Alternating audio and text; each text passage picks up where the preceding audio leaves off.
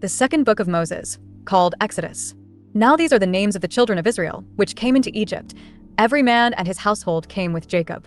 Reuben, Simeon, Levi, and Judah, Issachar, Zebulun and Benjamin, Dan and Naphtali, Gad and Asher. And all the souls that came out of the loins of Jacob were 70 souls, for Joseph was in Egypt already. And Joseph died, and all his brethren, and all that generation. And the children of Israel were fruitful, and increased abundantly, and multiplied, and waxed exceeding mighty, and the land was filled with them. Now there arose up a new king over Egypt, which knew not Joseph. And he said unto his people, Behold, the people of the children of Israel are more and mightier than we. Come on, let us deal wisely with them, lest they multiply, and it come to pass, that, when there falleth out any war, they join also unto our enemies, and fight against us, and so get them up out of the land. Therefore they did set over them taskmasters to afflict them with their burdens. And they built for Pharaoh treasure cities, Pithom and Ramses. But the more they afflicted them, the more they multiplied and grew. And they were grieved because of the children of Israel. And the Egyptians made the children of Israel to serve with rigor, and they made their lives bitter with hard bondage, in mortar, and in brick, and in all manner of service in the field. All their service, wherein they made them serve, was with rigor. And the king of Egypt spake to the Hebrew midwives, of which the name of the one was Shiphrah, and the name of the other Puah. And he said, When ye do the office of a midwife to the Hebrew women, and see them upon the stools, if it be a son, then ye shall kill him, but if it be a daughter, then she shall live. But the midwives feared God, and did not as the king of Egypt commanded them, but saved the men children alive. And the king of Egypt called for the midwives, and said unto them, Why have ye done this thing, and have saved the men children alive? And the midwives said unto Pharaoh, Because the Hebrew women are not as the Egyptian women, for they are lively, and are delivered ere the midwives come in unto them. Therefore God dealt well with the midwives, and the people multiplied, and waxed very mighty. And it came to pass, because the midwives feared God, that he made them houses. And Pharaoh charged all his people, saying, Every son that is born ye shall cast into the river, and every daughter ye shall save alive. And there went a man of the house of Levi, and took to wife a daughter of Levi. And the woman conceived, and bare a son. And when she saw him that he was a goodly child, she hid him 3 months. And when she could not longer hide him, she took for him an ark of bulrushes, and daubed it with slime and with pitch, and put the child therein. And she laid it in the flags by the river's brink. And his sister stood afar off, to wit what would be done to him. And the daughter of Pharaoh came down to wash herself at the river, and her maidens walked along by the river's side. And when she saw the ark among the flags, she sent her maid to fetch it. And when she had opened it, she saw the child, and, behold, the babe wept. And she had compassion on him, and said, This is one of the Hebrews' children. Then said his sister to Pharaoh's daughter, Shall I go and call to thee a nurse of the Hebrew women, that she may nurse the child for thee? And Pharaoh's daughter said to her, Go. And the maid went, and called the child's mother. And Pharaoh's daughter said unto her, Take this child away, and nurse it for me, and I will give thee thy wages. And the woman took the child, and nursed it.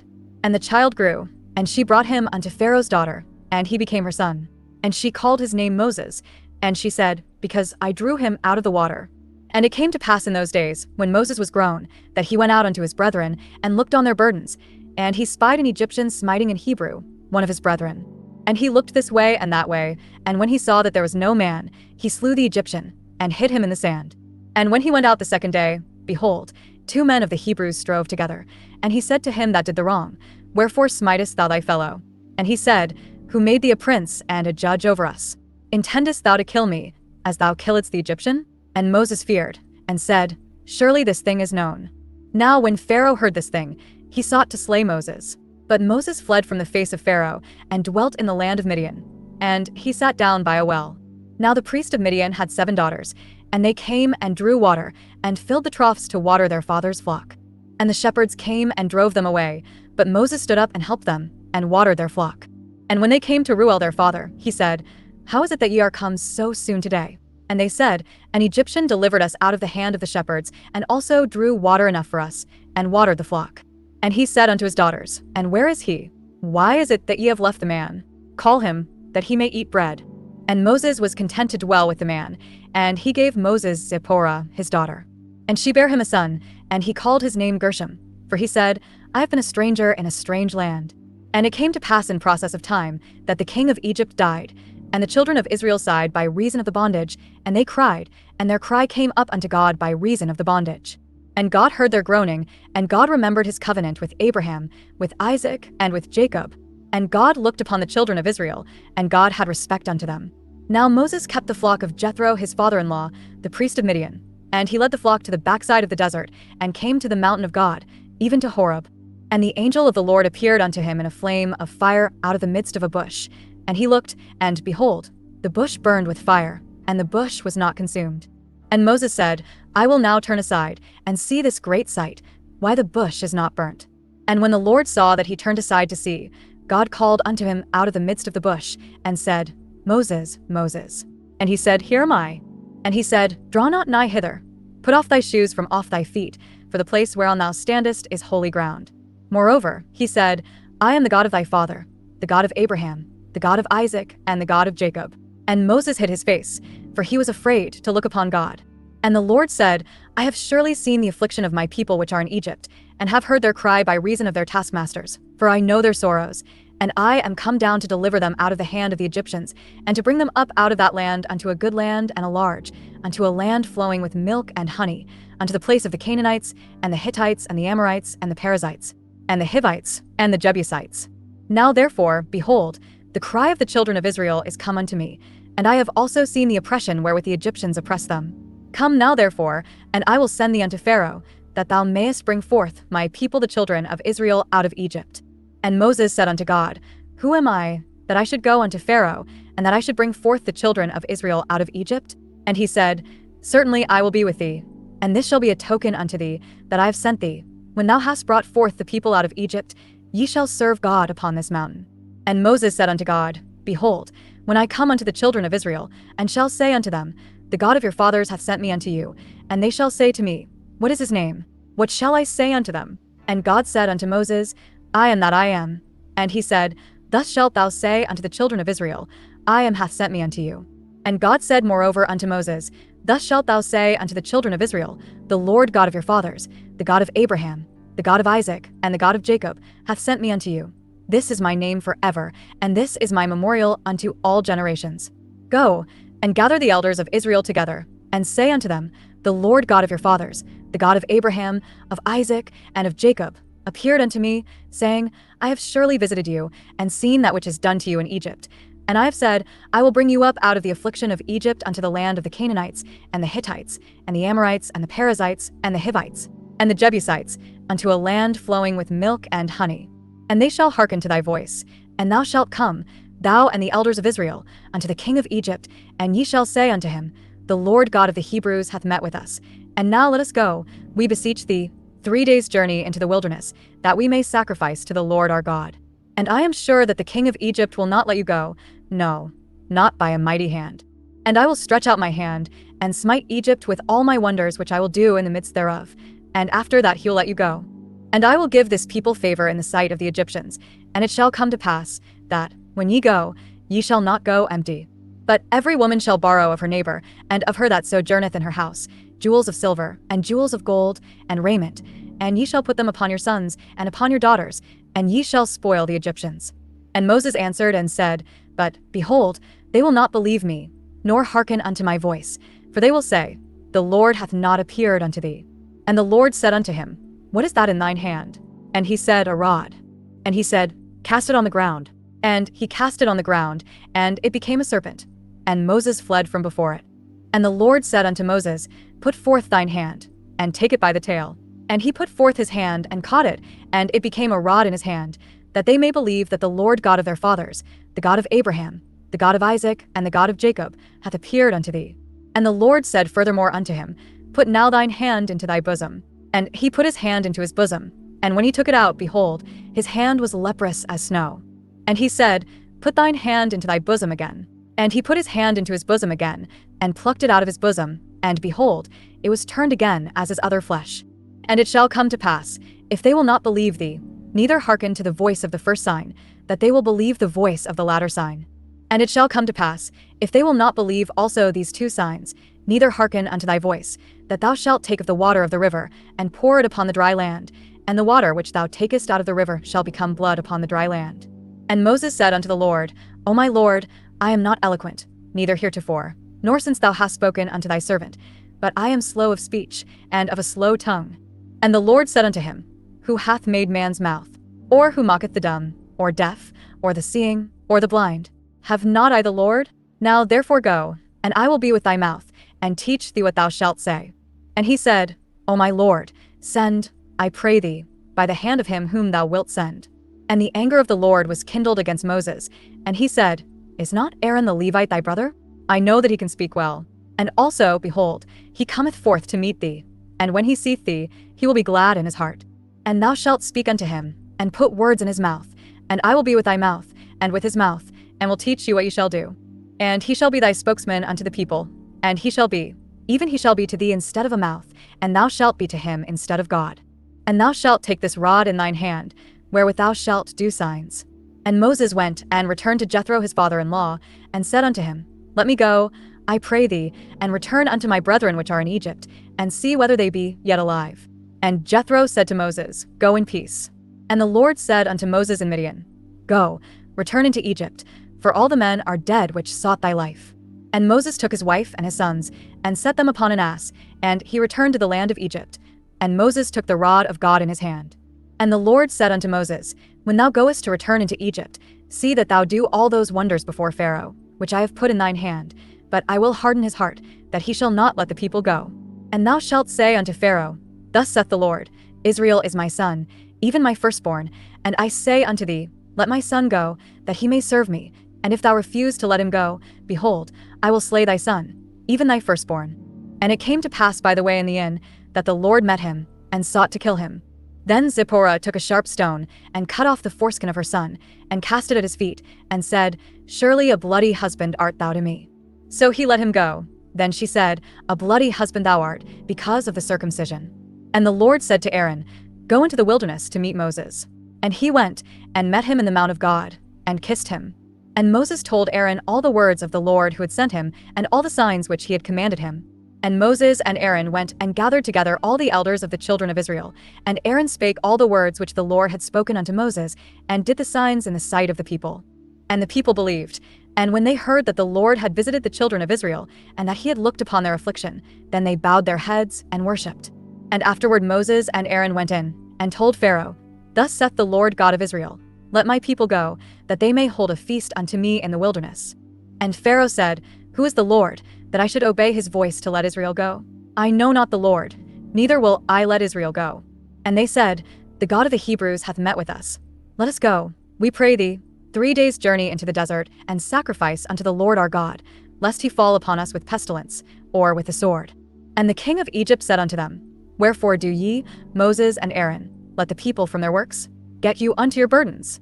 And Pharaoh said, Behold, the people of the land now are many, and ye make them rest from their burdens. And Pharaoh commanded the same day the taskmasters of the people and their officers, saying, Ye shall no more give the people straw to make brick, as heretofore. Let them go and gather straw for themselves. And the tale of the bricks, which they did make heretofore, ye shall lay upon them. Ye shall not diminish aught thereof, for they be idle. Therefore they cry, saying, Let us go and sacrifice to our God. Let their more work be laid upon the men, that they may labor therein, and let them not regard vain words. And the taskmasters of the people went out, and their officers, and they spake to the people, saying, Thus saith Pharaoh, I will not give you straw. Go ye, get you straw where ye can find it, yet not aught of your work shall be diminished. So the people were scattered abroad throughout all the land of Egypt to gather stubble instead of straw. And the taskmasters hasted them, saying, Fulfill your works, your daily tasks, as when there was straw. And the officers of the children of Israel, which Pharaoh's taskmasters had set over them, were beaten, and demanded, Wherefore have ye not fulfilled your task in making brick both yesterday and today, as heretofore? Then the officers of the children of Israel came, and cried unto Pharaoh, saying, Wherefore dealest thou thus with thy servants? There is no straw given unto thy servants, and they say to us, Make brick. And behold, thy servants are beaten, but the fault is in thine own people. But he said, Ye are idle, ye are idle. Therefore ye say, Let us go and do sacrifice to the Lord. Go therefore now, and work, for there shall no straw be given you, yet shall ye deliver the tale of bricks. And the officers of the children of Israel did see that they were in evil case, after it was said, Ye shall not minish aught from your bricks of your daily task. And they met Moses and Aaron, who stood in the way, as they came forth from Pharaoh, and they said unto them, The Lord look upon you, and judge, because ye have made our savor to be abhorred in the eyes of Pharaoh, and in the eyes of his servants, to put a sword in their hand to slay us. And Moses returned unto the Lord, and said, Lord, wherefore hast thou so evil entreated this people? Why is it that thou hast sent me? For since I came to Pharaoh to speak in thy name, he hath done evil to this people. Neither hast thou delivered thy people at all. Then the Lord said unto Moses, Now shalt thou see what I will do to Pharaoh, for with a strong hand shall he let them go, and with a strong hand shall he drive them out of his land. And God spake unto Moses, and said unto him, I am the Lord, and I appeared unto Abraham, unto Isaac, and unto Jacob, by the name of God Almighty, but by my name Jehovah was I not known to them. And I have also established my covenant with them, to give them the land of Canaan, the land of their pilgrimage, wherein they were strangers. And I have also heard the groaning of the children of Israel, whom the Egyptians keep in bondage, and I have remembered my covenant. Wherefore say unto the children of Israel, I am the Lord, and I will bring you out from under the burdens of the Egyptians, and I will rid you out of their bondage, and I will redeem you with a stretched out arm, and with great judgments, and I will take you to me for a people, and I will be to you a God, and ye shall know that I am the Lord your God, which bringeth you out from under the burdens of the Egyptians.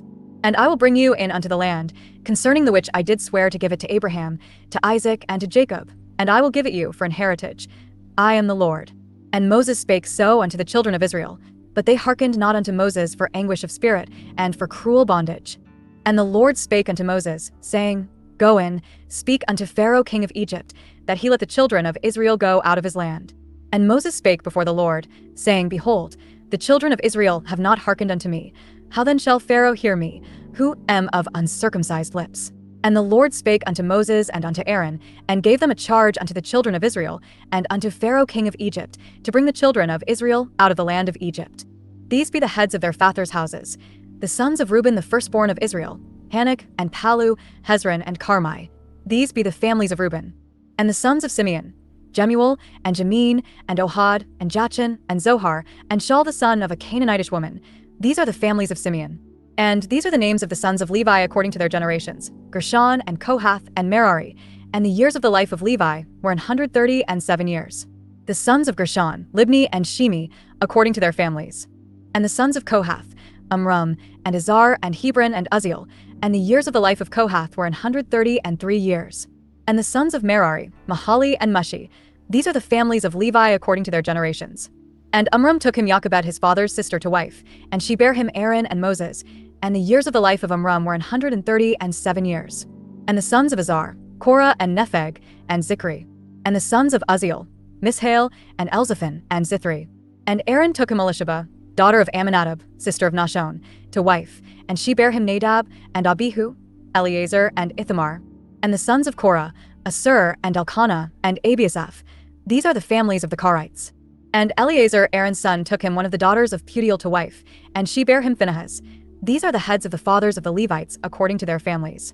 These are that Aaron and Moses, to whom the Lord said, Bring out the children of Israel from the land of Egypt according to their armies.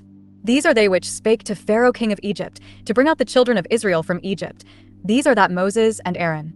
And it came to pass on the day, when the Lord spake unto Moses in the land of Egypt, that the Lord spake unto Moses, saying, I am the Lord. Speak thou unto Pharaoh king of Egypt all that I say unto thee. And Moses said before the Lord, Behold, I am of uncircumcised lips, and how shall Pharaoh hearken unto me? And the Lord said unto Moses, See, I have made thee a god to Pharaoh, and Aaron thy brother shall be thy prophet. Thou shalt speak all that I command thee, and Aaron thy brother shall speak unto Pharaoh, that he send the children of Israel out of his land. And I will harden Pharaoh's heart, and multiply my signs and my wonders in the land of Egypt. But Pharaoh shall not hearken unto you, that I may lay my hand upon Egypt, and bring forth mine armies, and my people the children of Israel, out of the land of Egypt by great judgments. And the Egyptians shall know that I am the Lord, when I stretch forth mine hand upon Egypt, and bring out the children of Israel from among them. And Moses and Aaron did, as the Lord commanded them, so did they. And Moses was 80 years old, and Aaron 83 years old, when they spake unto Pharaoh. And the Lord spake unto Moses and unto Aaron, saying, When Pharaoh shall speak unto you, saying, Shew a miracle for you, then thou shalt say unto Aaron, Take thy rod, and cast it before Pharaoh, and it shall become a serpent. And Moses and Aaron went in unto Pharaoh, and they did so as the Lord had commanded. And Aaron cast down his rod before Pharaoh, and before his servants, and it became a serpent. Then Pharaoh also called the wise men and the sorcerers. Now the magicians of Egypt, they also did in like manner with their enchantments. For they cast down every man his rod, and they became serpents, but Aaron's rod swallowed up their rods. And he hardened Pharaoh's heart, that he hearkened not unto them, as the Lord had said. And the Lord said unto Moses, Pharaoh's heart is hardened, he refuseth to let the people go. Get thee unto Pharaoh in the morning. Lo, he goeth out unto the water, and thou shalt stand by the river's brink against he come, and the rod which was turned to a serpent shalt thou take in thine hand. And thou shalt say unto him, The Lord God of the Hebrews hath sent me unto thee, saying, Let my people go, that they may serve me in the wilderness. And behold, hitherto thou wouldest not hear. Thus saith the Lord, In this thou shalt know that I am the Lord. Behold, I will smite with the rod that is in mine hand upon the waters which are in the river, and they shall be turned to blood.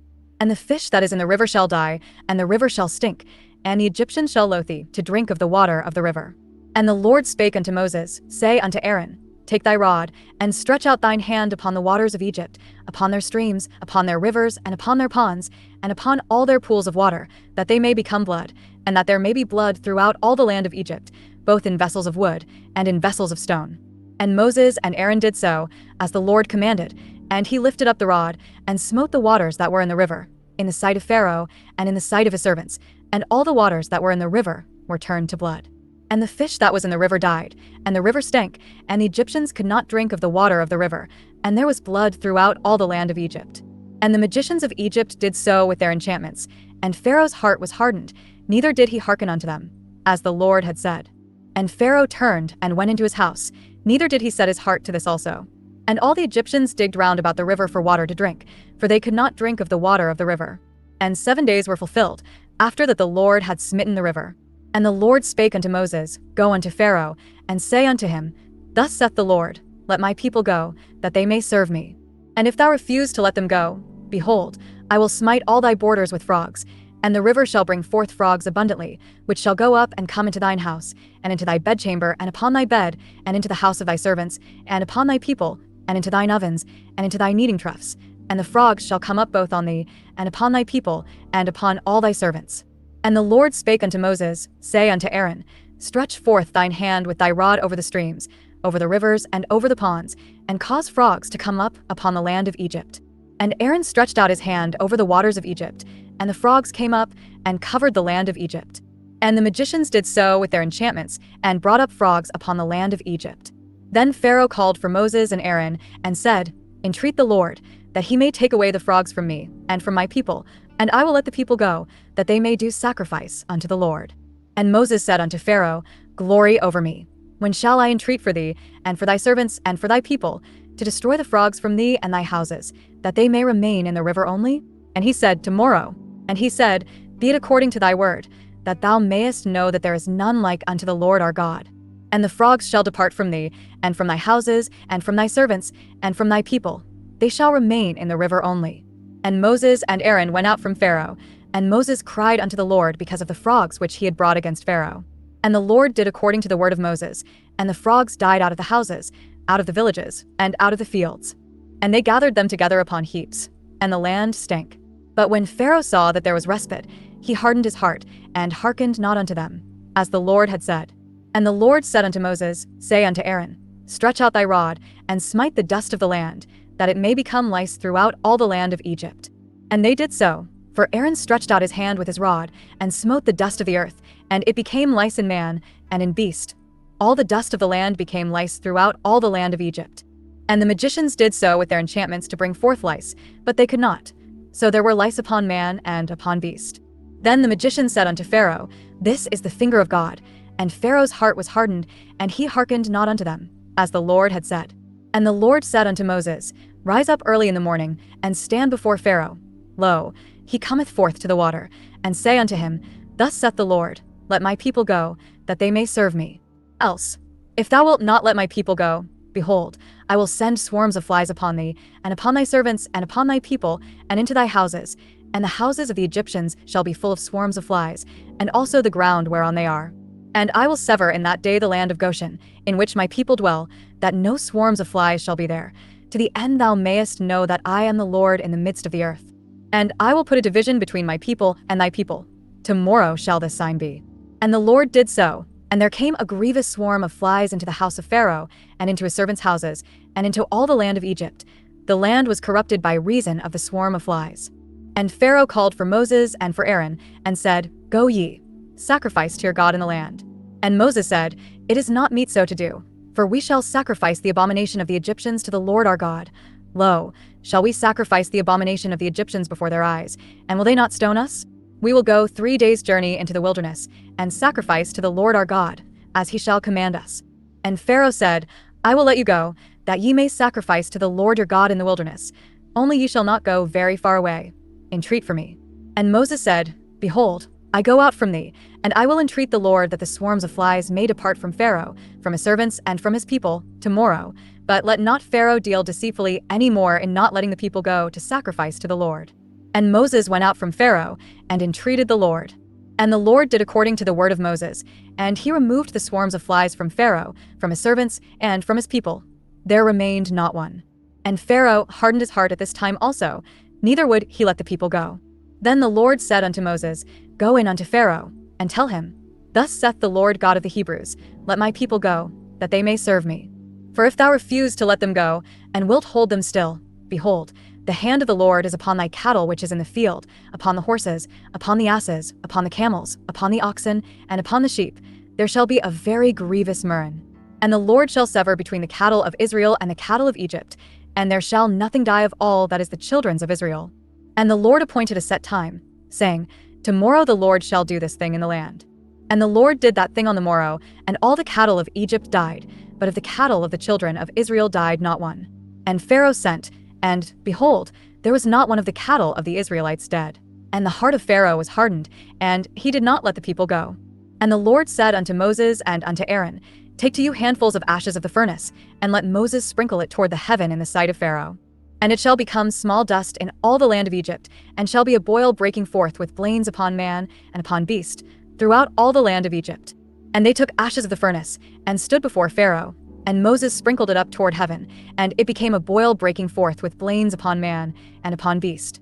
And the magicians could not stand before Moses because of the boils, for the boil was upon the magicians, and upon all the Egyptians. And the Lord hardened the heart of Pharaoh, and he hearkened not unto them, as the Lord had spoken unto Moses. And the Lord said unto Moses, Rise up early in the morning, and stand before Pharaoh, and say unto him, Thus saith the Lord God of the Hebrews, Let my people go, that they may serve me. For I will at this time send all my plagues upon thine heart, and upon thy servants, and upon thy people, that thou mayest know that there is none like me in all the earth. For now I will stretch out my hand, that I may smite thee and thy people with pestilence, and thou shalt be cut off from the earth. And in very deed for this cause have I raised thee up, for to shew in thee my power, and that my name may be declared throughout all the earth. As yet exaltest thou thyself against my people, that thou wilt not let them go? Behold, tomorrow about this time I will cause it to rain a very grievous hail, such as hath not been in Egypt since the foundation thereof even until now. Send therefore now, and gather thy cattle, and all that thou hast in the field, for upon every man and beast which shall be found in the field, and shall not be brought home, the hail shall come down upon them, and they shall die. He that feared the word of the Lord among the servants of Pharaoh made his servants and his cattle flee into the houses, and he that regarded not the word of the Lord left his servants and his cattle in the field. And the Lord said unto Moses, Stretch forth thine hand toward heaven, that there may be hail in all the land of Egypt, upon man and upon beast, and upon every herb of the field, throughout the land of Egypt. And Moses stretched forth his rod toward heaven, and the Lord sent thunder and hail, and the fire ran along upon the ground, and the Lord rained hail upon the land of Egypt. So there was hail, and fire mingled with the hail, very grievous, such as there was none like it in all the land of Egypt since it became a nation. And the hail smote throughout all the land of Egypt all that was in the field, both man and beast, and the hail smote every herb of the field, and brake every tree of the field. Only in the land of Goshen, where the children of Israel were, was there no hail. And Pharaoh sent, and called for Moses and Aaron, and said unto them, I have sinned this time. The Lord is righteous, and I and my people are wicked. Entreat the Lord, for it is enough, that there be no more mighty thunderings and hail, and I will let you go, and ye shall stay no longer. And Moses said unto him, As soon as I am gone out of the city, I will spread abroad my hands unto the Lord, and the thunder shall cease, neither shall there be any more hail, that thou mayest know how that the earth is the Lord's. But as for thee and thy servants, I know that you will not yet fear the Lord God. And the flax and the barley was smitten, for the barley was in the ear, and the flax was bald. But the wheat and the rye were not smitten, for they were not grown up. And Moses went out of the city from Pharaoh, and spread abroad his hands unto the Lord. And the thunders and hail ceased, and the rain was not poured upon the earth. And when Pharaoh saw that the rain and the hail and the thunders were ceased, he sinned yet more, and hardened his heart, he and his servants. And the heart of Pharaoh was hardened, neither would he let the children of Israel go, as the Lord had spoken by Moses. And the Lord said unto Moses, Go in unto Pharaoh, for I have hardened his heart, and the heart of his servants, that I might shew these my signs before him, and that thou mayest tell in the ears of thy son, and of thy son's son, what things I have wrought in Egypt, and my signs which I have done among them, that ye may know how that I am the Lord. And Moses and Aaron came in unto Pharaoh, and said unto him, Thus saith the Lord God of the Hebrews, How long wilt thou refuse to humble thyself before me? Let my people go, that they may serve me. Else, if thou refuse to let my people go, behold, tomorrow will I bring the locusts into thy coast, and they shall cover the face of the earth, that one cannot be able to see the earth. And they shall eat the residue of that which is escaped, which remaineth unto you from the hail, and shall eat every tree which groweth for you out of the field. And they shall fill thy houses, and the houses of all thy servants, and the houses of all the Egyptians, which neither thy fathers, nor thy fathers have seen, since the day that they were upon the earth unto this day. And he turned himself, and went out from Pharaoh. And Pharaoh's servants said unto him, How long shall this man be a snare unto us? Let the men go, that they may serve the Lord their God. Knowest thou not yet that Egypt is destroyed? And Moses and Aaron were brought again unto Pharaoh, and he said unto them, Go, serve the Lord your God. But who are they that shall go? And Moses said, We will go with our young and with our old, with our sons and with our daughters, with our flocks and with our herds will we go, for we must hold a feast unto the Lord. And he said unto them, Let the Lord be so with you, as I will let you go, and your little ones. Look to it, for evil is before you. Not so. Go now ye that are men, and serve the Lord, for that ye did desire. And they were driven out from Pharaoh's presence. And the Lord said unto Moses, Stretch out thine hand over the land of Egypt for the locusts, that they may come up upon the land of Egypt, and eat every herb of the land, even all that the hail hath left. And Moses stretched forth his rod over the land of Egypt, and the Lord brought an east wind upon the land all that day, and all that night. And when it was morning, the east wind brought the locusts. And the locust went up over all the land of Egypt, and rested in all the coasts of Egypt. Very grievous were they.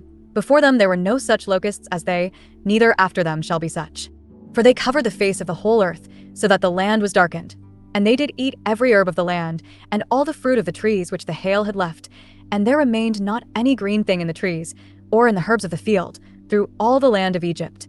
Then Pharaoh called for Moses and Aaron in haste, and he said, I have sinned against the Lord your God, and against you.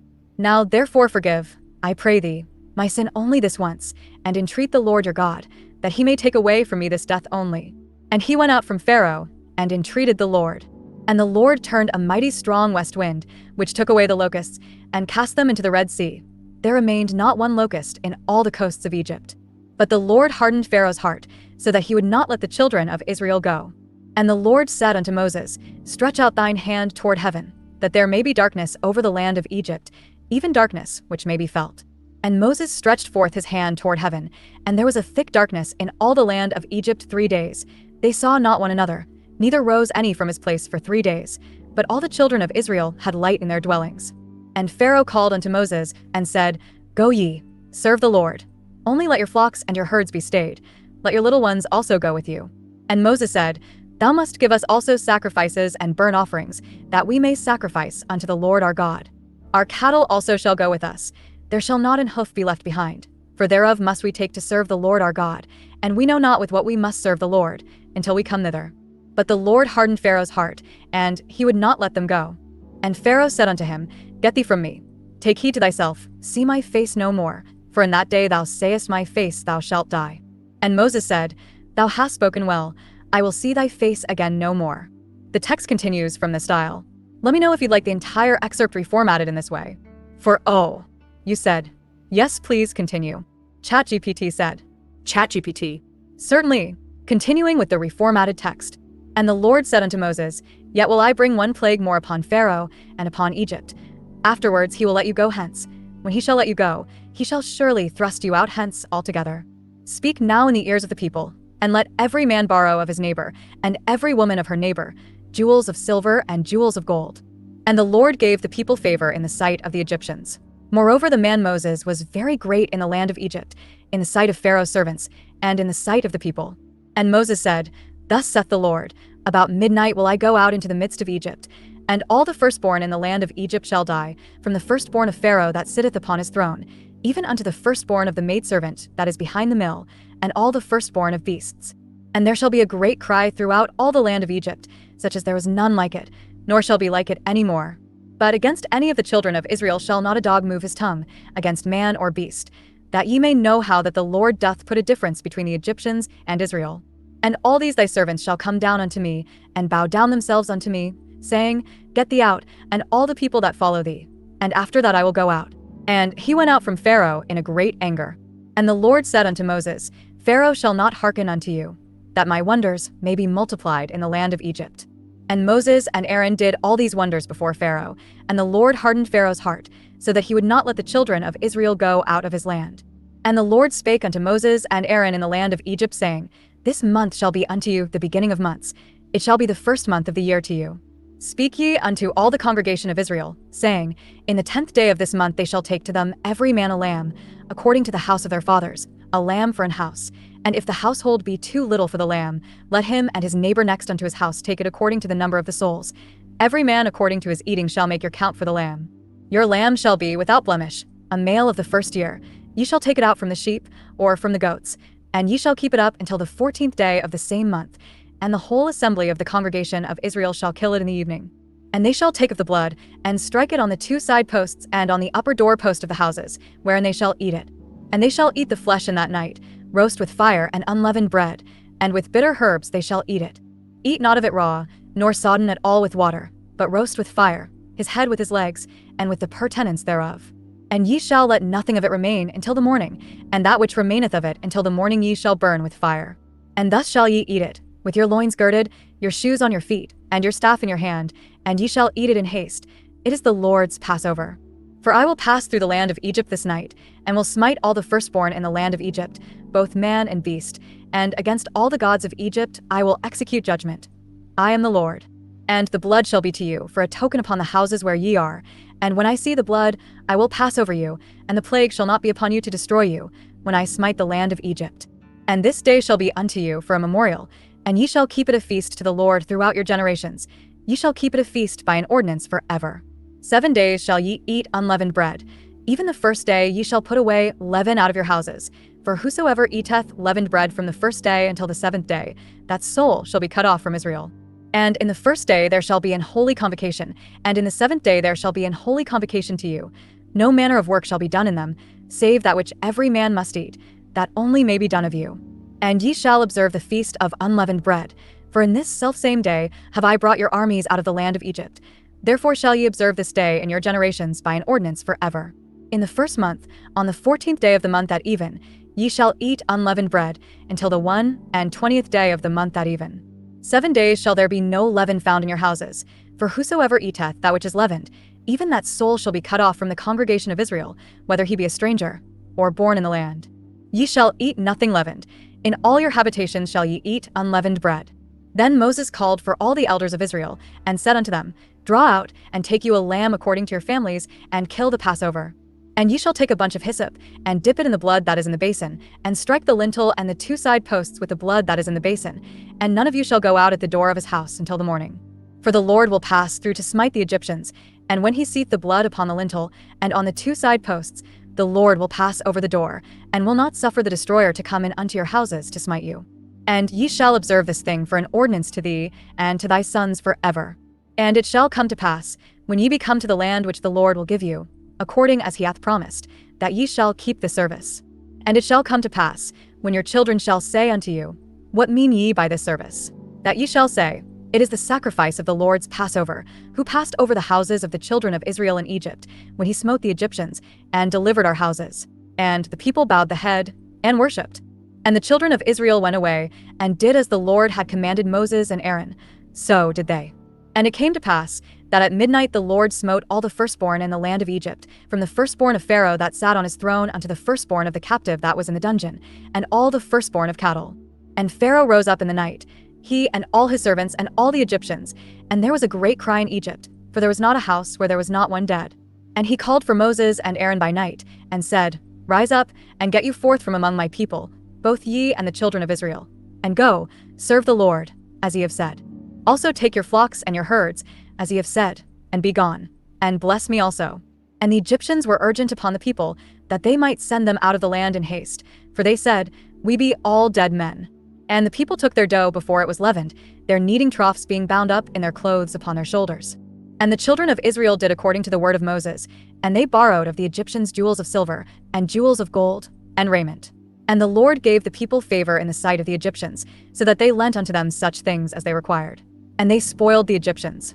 And the children of Israel journeyed from Ramesses to Succoth, about 600,000 on foot that were men, beside children. And a mixed multitude went up also with them, and flocks and herds, even very much cattle. And they baked unleavened cakes of the dough which they brought forth out of Egypt, for it was not leavened, because they were thrust out of Egypt, and could not tarry, neither had they prepared for themselves any victual. Now the sojourning of the children of Israel, who dwelt in Egypt, was 430 years. And it came to pass at the end of the 430 years, even the selfsame day it came to pass, that all the hosts of the Lord went out from the land of Egypt. It is a night to be much observed unto the Lord for bringing them out from the land of Egypt. This is that night of the Lord to be observed of all the children of Israel in their generations. And the Lord said unto Moses and Aaron, This is the ordinance of the Passover. There shall no stranger eat thereof, but every man's servant that is bought for money, when thou hast circumcised him, then shall he eat thereof. A foreigner and an hired servant shall not eat thereof. In one house shall it be eaten. Thou shalt not carry forth aught of the flesh abroad out of the house, neither shall ye break a bone thereof. All the congregation of Israel shall keep it. And when a stranger shall sojourn with thee, and will keep the Passover to the Lord, let all his males be circumcised, and then let him come near and keep it, and he shall be as one that is born in the land, for no uncircumcised person shall eat thereof. One law shall be to him that is homeborn, and unto the stranger that sojourneth among you. Thus did all the children of Israel, as the Lord commanded Moses and Aaron, so did they. And it came to pass the selfsame day, that the Lord did bring the children of Israel out of the land of Egypt by their armies. And the Lord spake unto Moses, saying, Sanctify unto me all the firstborn, whatsoever openeth the womb among the children of Israel, both of man and of beast, it is mine. And Moses said unto the people, Remember this day, in which ye came out from Egypt, out of the house of bondage, for by strength of hand the Lord brought you out from this place. There shall no leavened bread be eaten. This day came ye out in the month Abib. And it shall be when the Lord shall bring thee into the land of the Canaanites, and the Hittites, and the Amorites, and the Hivites, and the Jebusites, which he sware unto thy fathers to give thee, a land flowing with milk and honey, that thou shalt keep this service in this month. 7 days thou shalt eat unleavened bread, and in the 7th day shall be a feast to the Lord. Unleavened bread shall be eaten 7 days, and there shall no leavened bread be seen with thee, neither shall there be leaven seen with thee in all thy quarters. And thou shalt shew thy son in that day, saying, This is done because of that which the Lord did unto me when I came forth out of Egypt. And it shall be for a sign unto thee upon thine hand, and for a memorial between thine eyes, that the Lord's law may be in thy mouth. For with a strong hand hath the Lord brought thee out of Egypt. Thou shalt therefore keep this ordinance in a season from year to year. And it shall be when the Lord shall bring thee into the land of the Canaanites, as he sware unto thee and to thy fathers, and shall give it thee, that thou shalt set apart unto the Lord all that openeth the matrix, and every firstling that cometh of a beast which thou hast. The males shall be the Lord's. And every firstling of an ass thou shalt redeem with a lamb, and if thou wilt not redeem it, then thou shalt break his neck, and all the firstborn of man among thy children shalt thou redeem. And it shall be when thy son asketh thee in time to come, saying, What is this? That thou shalt say unto him, By strength of hand the Lord brought us out from Egypt, from the house of bondage. And it came to pass, when Pharaoh would hardly let us go, that the Lord slew all the firstborn in the land of Egypt, both the firstborn of man and the firstborn of beast. Therefore I sacrifice to the Lord all that openeth the matrix, being males, but all the firstborn of my children I redeem.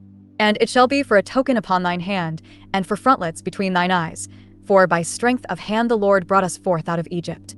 And it came to pass, when Pharaoh had let the people go, that God led them not through the way of the land of the Philistines, although that was near.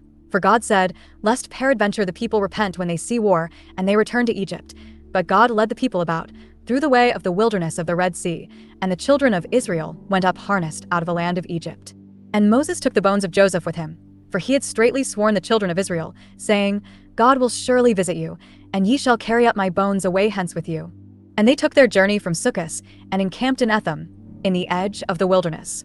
And the Lord went before them by day in a pillar of a cloud, to lead them the way, and by night in a pillar of fire, to give them light, to go by day and night. He took not away the pillar of the cloud by day, nor the pillar of fire by night, from before the people.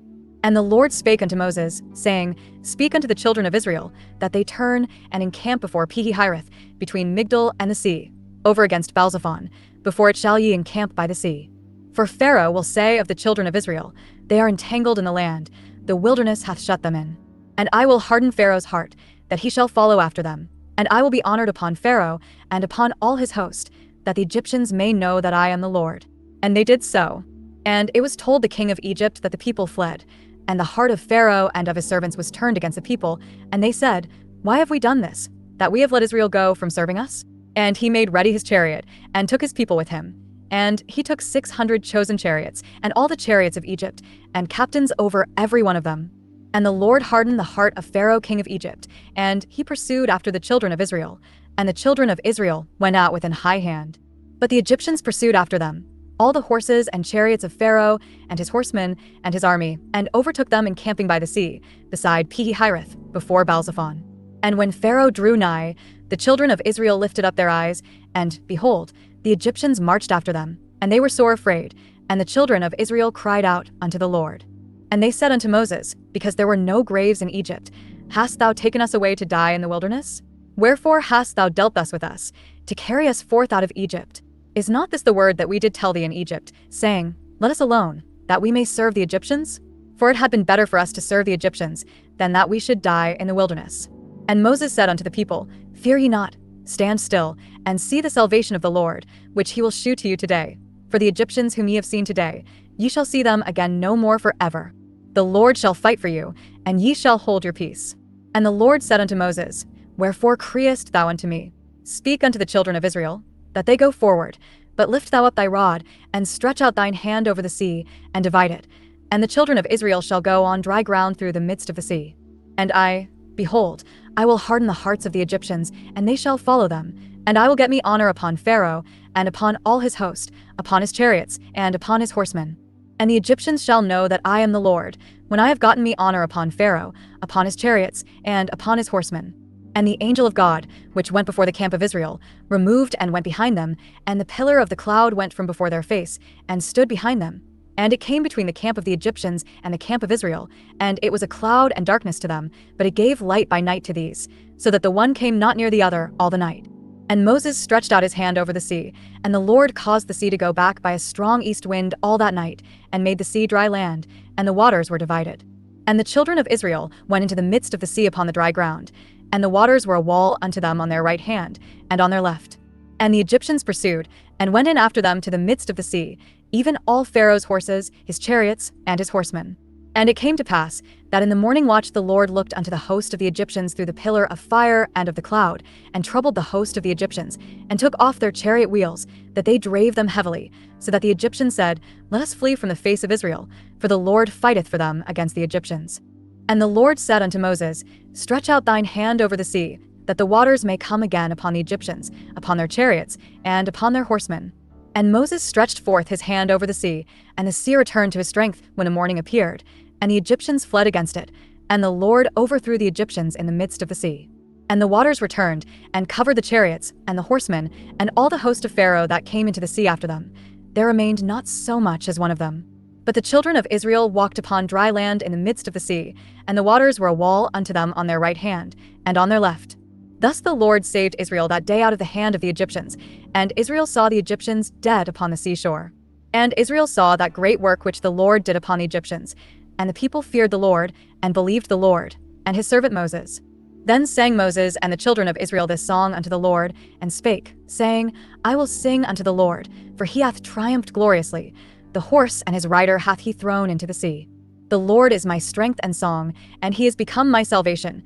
He is my God, and I will prepare him an habitation, my father's God, and I will exalt him. The Lord is a man of war. The Lord is his name. Pharaoh's chariots and his host hath he cast into the sea. His chosen captains also are drowned in the Red Sea. The depths have covered them. They sank into the bottom as a stone. Thy right hand, O Lord, is become glorious in power. Thy right hand, O Lord, hath dashed in pieces the enemy. And in the greatness of thine excellency thou hast overthrown them that rose up against thee. Thou sentest forth thy wrath, which consumed them as stubble. And with the blast of thy nostrils the waters were gathered together, the floods stood upright as an heap, and the depths were congealed in the heart of the sea. The enemy said, I will pursue, I will overtake, I will divide the spoil. My lust shall be satisfied upon them. I will draw my sword, my hand shall destroy them. Thou didst blow with thy wind, the sea covered them. they sank as lead in the mighty waters. Who is like unto thee, O Lord, among the gods? Who is like thee, glorious in holiness, fearful in praises, doing wonders? Thou stretchedst out thy right hand, the earth swallowed them. Thou in thy mercy hast led forth the people which thou hast redeemed. Thou hast guided them in thy strength unto thy holy habitation. The people shall hear, and be afraid. Sorrow shall take hold on the inhabitants of Palestina. Then the dukes of Edom shall be amazed. The mighty men of Moab, trembling shall take hold upon them. All the inhabitants of Canaan shall melt away. Fear and dread shall fall upon them. By the greatness of thine arm they shall be as still as a stone, till thy people pass over, O Lord, till the people pass over, which thou hast purchased. Thou shalt bring them in, and plant them in the mountain of thine inheritance, in the place, O Lord, which thou hast made for thee to dwell in the sanctuary, O Lord, which thy hands have established. The Lord shall reign for ever and ever. For the horse of Pharaoh went in with his chariots and with his horsemen into the sea, and the Lord brought again the waters of the sea upon them. But the children of Israel went on dry land in the midst of the sea.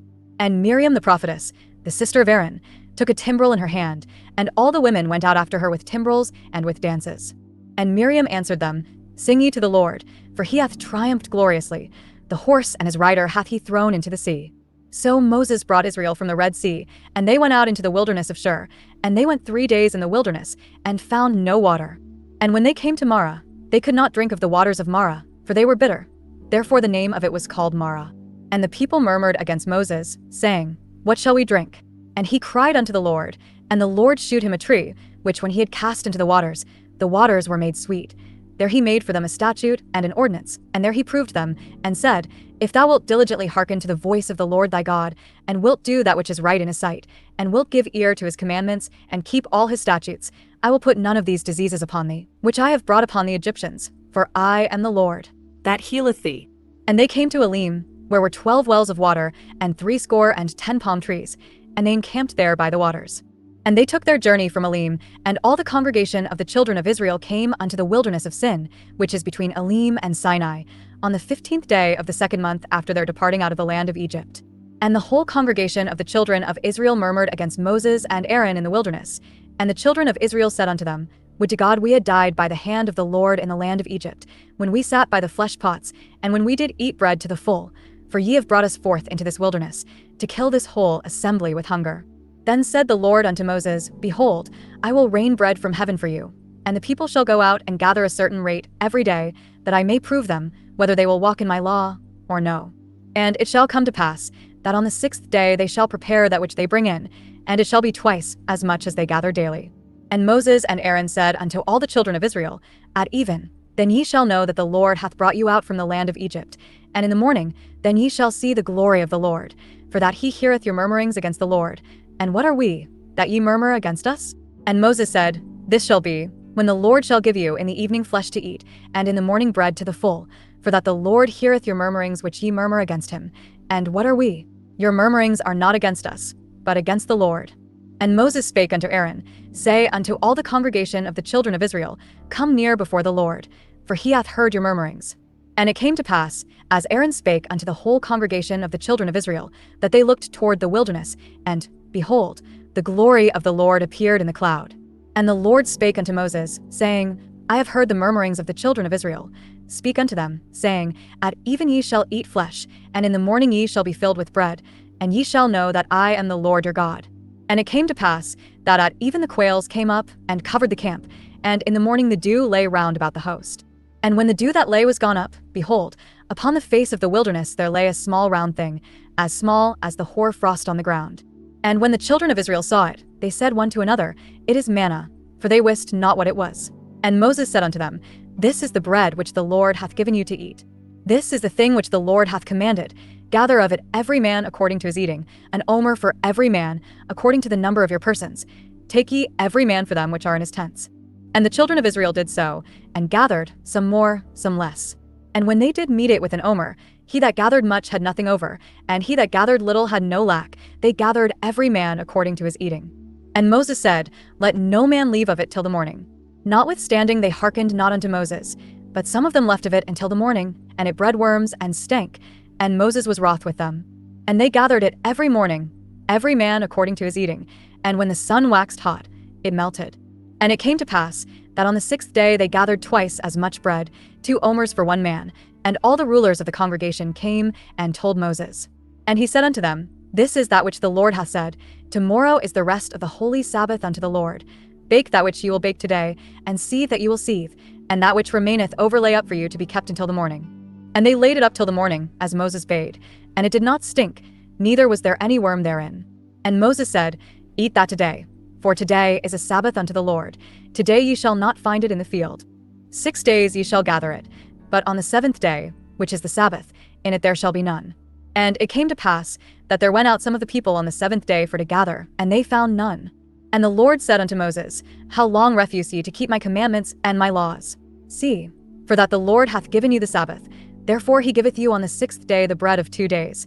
Abide ye every man in his place, let no man go out of his place on the 7th day. So the people rested on the 7th day. And the house of Israel called the name thereof manna, and it was like coriander seed, white, and the taste of it was like wafers made with honey. And Moses said, This is the thing which the Lord commendeth. Fill an omer of it to be kept for your generations, that they may see the bread wherewith I have fed you in the wilderness, when I brought you forth from the land of Egypt. And Moses said unto Aaron, Take a pot, and put an omer full of manna therein, and lay it up before the Lord, to be kept for your generations. As the Lord commanded Moses, so Aaron laid it up before the testimony, to be kept. And the children of Israel did eat manna 40 years, until they came to a land inhabited. They did eat manna, until they came unto the borders of the land of Canaan. Now an omer is the 10th part of an ephah.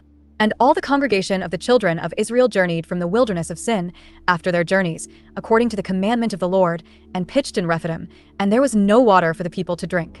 Wherefore the people did chide with Moses, and said, Give us water, that we may drink. And Moses said unto them, Why chide ye with me? Wherefore do ye tempt the Lord? And the people thirsted there for water, and the people murmured against Moses, and said, Wherefore is this that thou hast brought us up out of Egypt, to kill us and our children and our cattle with thirst? And Moses cried unto the Lord, saying, What shall I do unto this people? They be almost ready to stone me. And the Lord said unto Moses, Go on before the people, and take with thee of the elders of Israel, and thy rod, wherewith thou smotest the river, take in thine hand, and go. Behold, I will stand before thee there upon the rock in Horeb, and thou shalt smite the rock, and there shall come water out of it, that the people may drink. And Moses did so in the sight of the elders of Israel. And he called the name of the place Massah and Meribah, because of the chiding of the children of Israel, and because they tempted the Lord, saying, Is the Lord among us, or not? Then came Amalek, and fought with Israel in Rephidim. And Moses said unto Joshua, Choose us out men, and go out, fight with Amalek. Tomorrow I will stand on the top of the hill with the rod of God in mine hand. So Joshua did as Moses had said to him, and fought with Amalek. And Moses, Aaron, and Hur went up to the top of the hill. And it came to pass, when Moses held up his hand, that Israel prevailed, and when he let down his hand, Amalek prevailed. But Moses' hands were heavy, and they took a stone, and put it under him, and he sat thereon. And Aaron and Hur stayed up his hands, the one on the one side, and the other on the other side, and his hands were steady until the going down of the sun. And Joshua discomfited Amalek and his people with the edge of the sword. And the Lord said unto Moses, Write this for a memorial in a book, and rehearse it in the ears of Joshua. For I will utterly put out the remembrance of Amalek from under heaven. And Moses built an altar, and called the name of it Jehovah Nissi. For he said, Because the Lord hath sworn that the Lord will have war with Amalek from generation to generation. When Jethro, the priest of Midian, Moses' father-in-law, heard of all that God had done for Moses and for Israel his people, and that the Lord had brought Israel out of Egypt, then Jethro, Moses' father-in-law, took Zipporah, Moses' wife, after he had sent her back, and her 2 sons, of which the name of the one was Gershom. For he said, I have been an alien in a strange land. And the name of the other was Eleazar. For the God of my father, said he, was mine help, and delivered me from the sword of Pharaoh. And Jethro, Moses' father-in-law, came with his sons and his wife unto Moses into the wilderness, where he encamped at the mount of God. And he said unto Moses, I thy father-in-law Jethro am come unto thee, and thy wife, and her 2 sons with her. And Moses went out to meet his father-in-law, and did obeisance, and kissed him, and they asked each other of their welfare, and they came into the tent.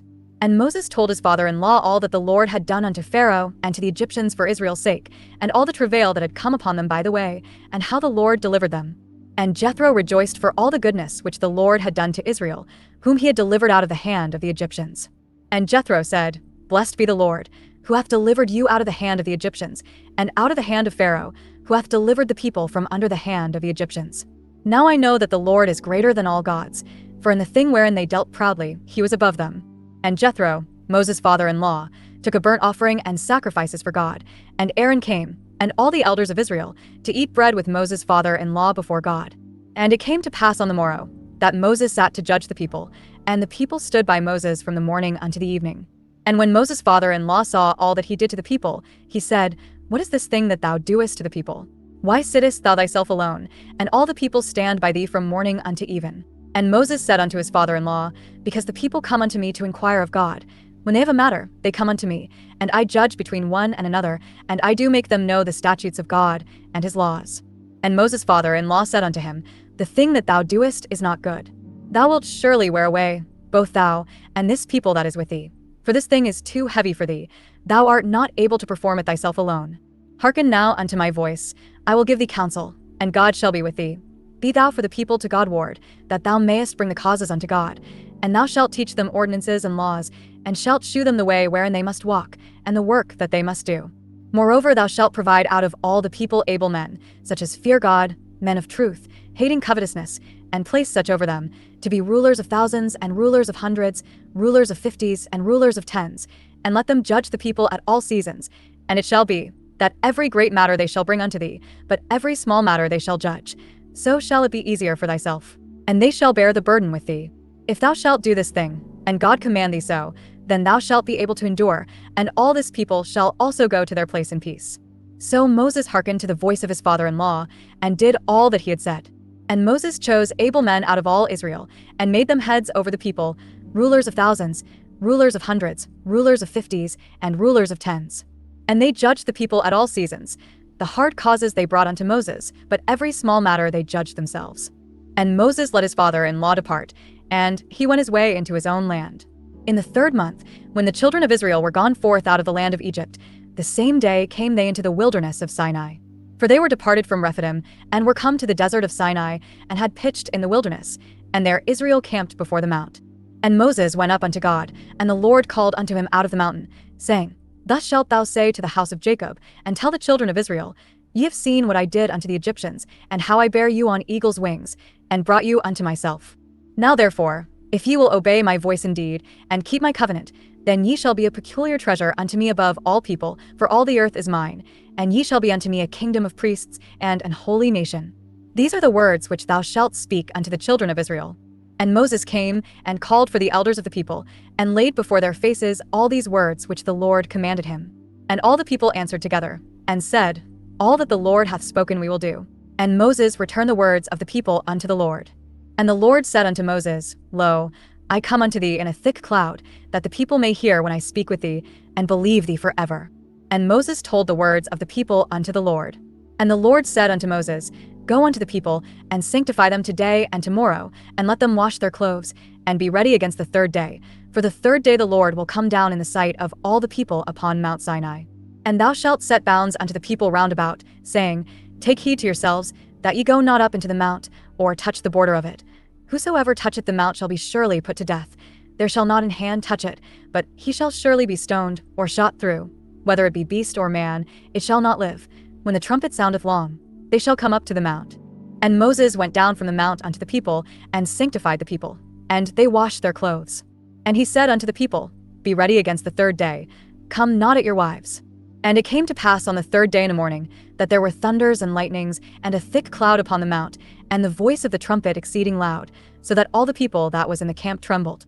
And Moses brought forth the people out of the camp to meet with God, and they stood at the nether part of the mount. And Mount Sinai was altogether on a smoke, because the Lord descended upon it in fire, and the smoke thereof ascended as the smoke of a furnace, and the whole mount quaked greatly. And when the voice of the trumpet sounded long, and waxed louder and louder, Moses spake, and God answered him by a voice. And the Lord came down upon Mount Sinai, on the top of the mount. And the Lord called Moses up to the top of the mount, and Moses went up. And the Lord said unto Moses, Go down, charge the people, lest they break through unto the Lord to gaze, and many of them perish. And let the priests also, which come near to the Lord, sanctify themselves, lest the Lord break forth upon them. And Moses said unto the Lord, The people cannot come up to Mount Sinai, for thou chargedst us, saying, Set bounds about the mount, and sanctify it. And the Lord said unto him, Away, get thee down, and thou shalt come up, thou, and Aaron with thee. But let not the priests and the people break through to come up unto the Lord, lest he break forth upon them. So Moses went down unto the people, and spake unto them. And God spake all these words, saying, I am the Lord thy God, which have brought thee out of the land of Egypt, out of the house of bondage. Thou shalt have no other gods before me. Thou shalt not make unto thee any graven image, or any likeness of anything that is in heaven above, or that is in the earth beneath, or that is in the water under the earth. Thou shalt not bow down thyself to them, nor serve them. For I the Lord thy God am a jealous God, visiting the iniquity of the fathers upon the children unto the third and fourth generation of them that hate me, and shewing mercy unto thousands of them that love me, and keep my commandments. Thou shalt not take the name of the Lord thy God in vain, for the Lord will not hold him guiltless that taketh his name in vain. Remember the Sabbath day, to keep it holy. 6 days shalt thou labor, and do all thy work. But the seventh day is the Sabbath of the Lord thy God. In it thou shalt not do any work, thou, nor thy son, nor thy daughter, thy manservant, nor thy maidservant, nor thy cattle, nor thy stranger that is within thy gates. For in 6 days the Lord made heaven and earth, the sea, and all that in them is, and rested the seventh day. Wherefore the Lord blessed the Sabbath day, and hallowed it. Honor thy father and thy mother, that thy days may be long upon the land which the Lord thy God giveth thee. Thou shalt not kill. Thou shalt not commit adultery. Thou shalt not steal. Thou shalt not bear false witness against thy neighbor. Thou shalt not covet thy neighbor's house. Thou shalt not covet thy neighbor's wife, nor his manservant, nor his maidservant, nor his ox, nor his ass, nor anything that is thy neighbor's. And all the people saw the thunderings and the lightnings and the noise of the trumpet and the mountain smoking. And when the people saw it, they removed and stood afar off. And they said unto Moses, Speak thou with us, and we will hear, but let not God speak with us, lest we die. And Moses said unto the people, Fear not, for God is come to prove you, and that his fear may be before your faces, that ye sin not. And the people stood afar off, and Moses drew near unto the thick darkness where God was. And the Lord said unto Moses, Thus thou shalt say unto the children of Israel, Ye have seen that I have talked with you from heaven. Ye shall not make with me gods of silver, neither shall ye make unto you gods of gold. An altar of earth thou shalt make unto me, and shalt sacrifice thereon thy burnt offerings, and thy peace offerings, thy sheep, and thine oxen. In all places where I record my name I will come unto thee, and I will bless thee. And if thou wilt make me an altar of stone, thou shalt not build it of hewn stone, for if thou lift up thy tool upon it, thou hast polluted it. Neither shalt thou go up by steps unto mine altar, that thy nakedness be not discovered thereon. Now these are the judgments which thou shalt set before them. If thou buy an Hebrew servant, 6 years he shall serve, and in the 7th he shall go out free for nothing. If he came in by himself, he shall go out by himself. If he were married, then his wife shall go out with him. If his master have given him a wife, and she have borne him sons or daughters, the wife and her children shall be her master's, and he shall go out by himself. And if the servant shall plainly say, I love my master, my wife, and my children, I will not go out free, then his master shall bring him unto the judges. He shall also bring him to the door, or unto the doorpost, and his master shall bore his ear through with an AUL, and he shall serve him for ever. And if a man sell his daughter to be a maidservant, she shall not go out as the menservants do. If she please not her master, who hath betrothed her to himself, then shall he let her be redeemed. To sell her unto a strange nation he shall have no power, seeing he hath dealt deceitfully with her. And if he have betrothed her unto a son, he shall deal with her after the manner of daughters. If he take him another wife, her food, her raiment, and her duty of marriage shall he not diminish. And if he do not these 3 unto her, then shall she go out free, without money. He that smitteth a man, so that he die, shall be surely put to death. And if a man lie not in wait, but God deliver him into his hand, then I will appoint thee a place whither he shall flee. But if a man come presumptuously upon his neighbor, to slay him with guile, thou shalt take him from mine altar, that he may die. And he that smitteth his father, or his mother, shall be surely put to death. And he that stealeth a man and selleth him, or if he be found in his hand, he shall surely be put to death. And he that curseth his father, or his mother, shall be surely put to death. And if men strive together, and one smite another with a stone, or with his fist, and he die not, but keepeth his bed, if he rise again, and walk abroad upon a staff, then shall he that smote him be quit. Only he shall pay for the loss of his time, and shall cause him to be thoroughly healed. And if a man smite his servant, or his maid, with a rod, and he die under his hand, he shall be surely punished. Notwithstanding, if he continue a day or 2, he shall not be punished, for he is his money. If men strive, and hurt a woman with child, so that her fruit depart from her, and yet no mischief follow, he shall be surely punished, according as the woman's husband will lay upon him, and he shall pay as the judges determine. And if any mischief follow, then thou shalt give life for life, eye for eye, tooth for tooth, hand for hand, foot for foot, burning for burning, wound for wound, stripe for stripe. And if a man smite the eye of his servant or the eye of his maid, that it perish, he shall let him go free for his eye's sake. And if he smite out his manservant's tooth or his maidservant's tooth, he shall let him go free for his tooth's sake. If an ox gore a man or a woman, that they die, then the ox shall be surely stoned, and his flesh shall not be eaten, but the owner of the ox shall be quit. But if the ox were wont to push with his horn in time past, and it hath been testified to his owner, and he hath not kept him in, but that he hath killed a man or a woman, the ox shall be stoned, and his owner also shall be put to death. If there be laid on him a sum of money, then he shall give for the ransom of his life whatsoever is laid upon him. Whether he have gored a son, or have gored a daughter, according to this judgment shall it be done unto him. If the ox shall push a manservant or a maidservant, he shall give unto their master 30 shekels of silver, and the ox shall be stoned. And if a man shall open a pit, or if a man shall dig a pit, and not cover it, and an ox or an ass fall therein, the owner of the pit shall make it good, and give money unto the owner of them, and the dead beast shall be his. And if one man's ox hurt another's, that he die, then they shall sell the live ox, and divide the money of it, and the dead ox also they shall divide. Or if it be known that the ox hath used to push in time past, and his owner hath not kept him in, he shall surely pay ox for ox, and the dead shall be his own. If a man shall steal an ox, or a sheep, and kill it or sell it, he shall restore 5 oxen for an ox, and 4 sheep for a sheep. If a thief be found breaking up, and be smitten that he die, there shall no blood be shed for him. If the sun be risen upon him, there shall be blood shed for him, for he should make full restitution. If he have nothing, then he shall be sold for his theft. If the theft be certainly found in his hand alive, whether it be ox, or ass, or sheep, he shall restore double. If a man shall cause a field or vineyard to be eaten, and shall put in his beast, and shall feed in another man's field, of the best of his own field, and of the best of his own vineyard, shall he make restitution. If fire break out, and catch in thorns, so that the stacks of corn, or the standing corn, or the field, be consumed therewith, he that kindled the fire shall surely make restitution. If a man shall deliver unto his neighbor money or stuff to keep, and it be stolen out of the man's house, if the thief be found, let him pay double. If the thief be not found, then the master of the house shall be brought unto the judges, to see whether he have put his hand unto his neighbor's goods. For all manner of trespass, whether it be for ox, for ass, for sheep, for raiment, or for any manner of lost thing which another challengeth to be his, the cause of both parties shall come before the judges, and whom the judges shall condemn, he shall pay double unto his neighbor. If a man deliver unto his neighbor an ass, or an ox, or a sheep, or any beast, to keep, and it die, or be hurt, or driven away, no man seeing it, then shall an oath of the Lord be between them both, that he hath not put his hand unto his neighbor's goods, and the owner of it shall accept thereof, and he shall not make it good. And if it be stolen from him, he shall make restitution unto the owner thereof. If it be torn in pieces, then let him bring it for witness, and he shall not make good that which was torn. And if a man borrow aught of his neighbor, and it be hurt, or die, the owner thereof being not with it, he shall surely make it good. But if the owner thereof be with it, he shall not make it good. If it be an hired thing, it came for his hire.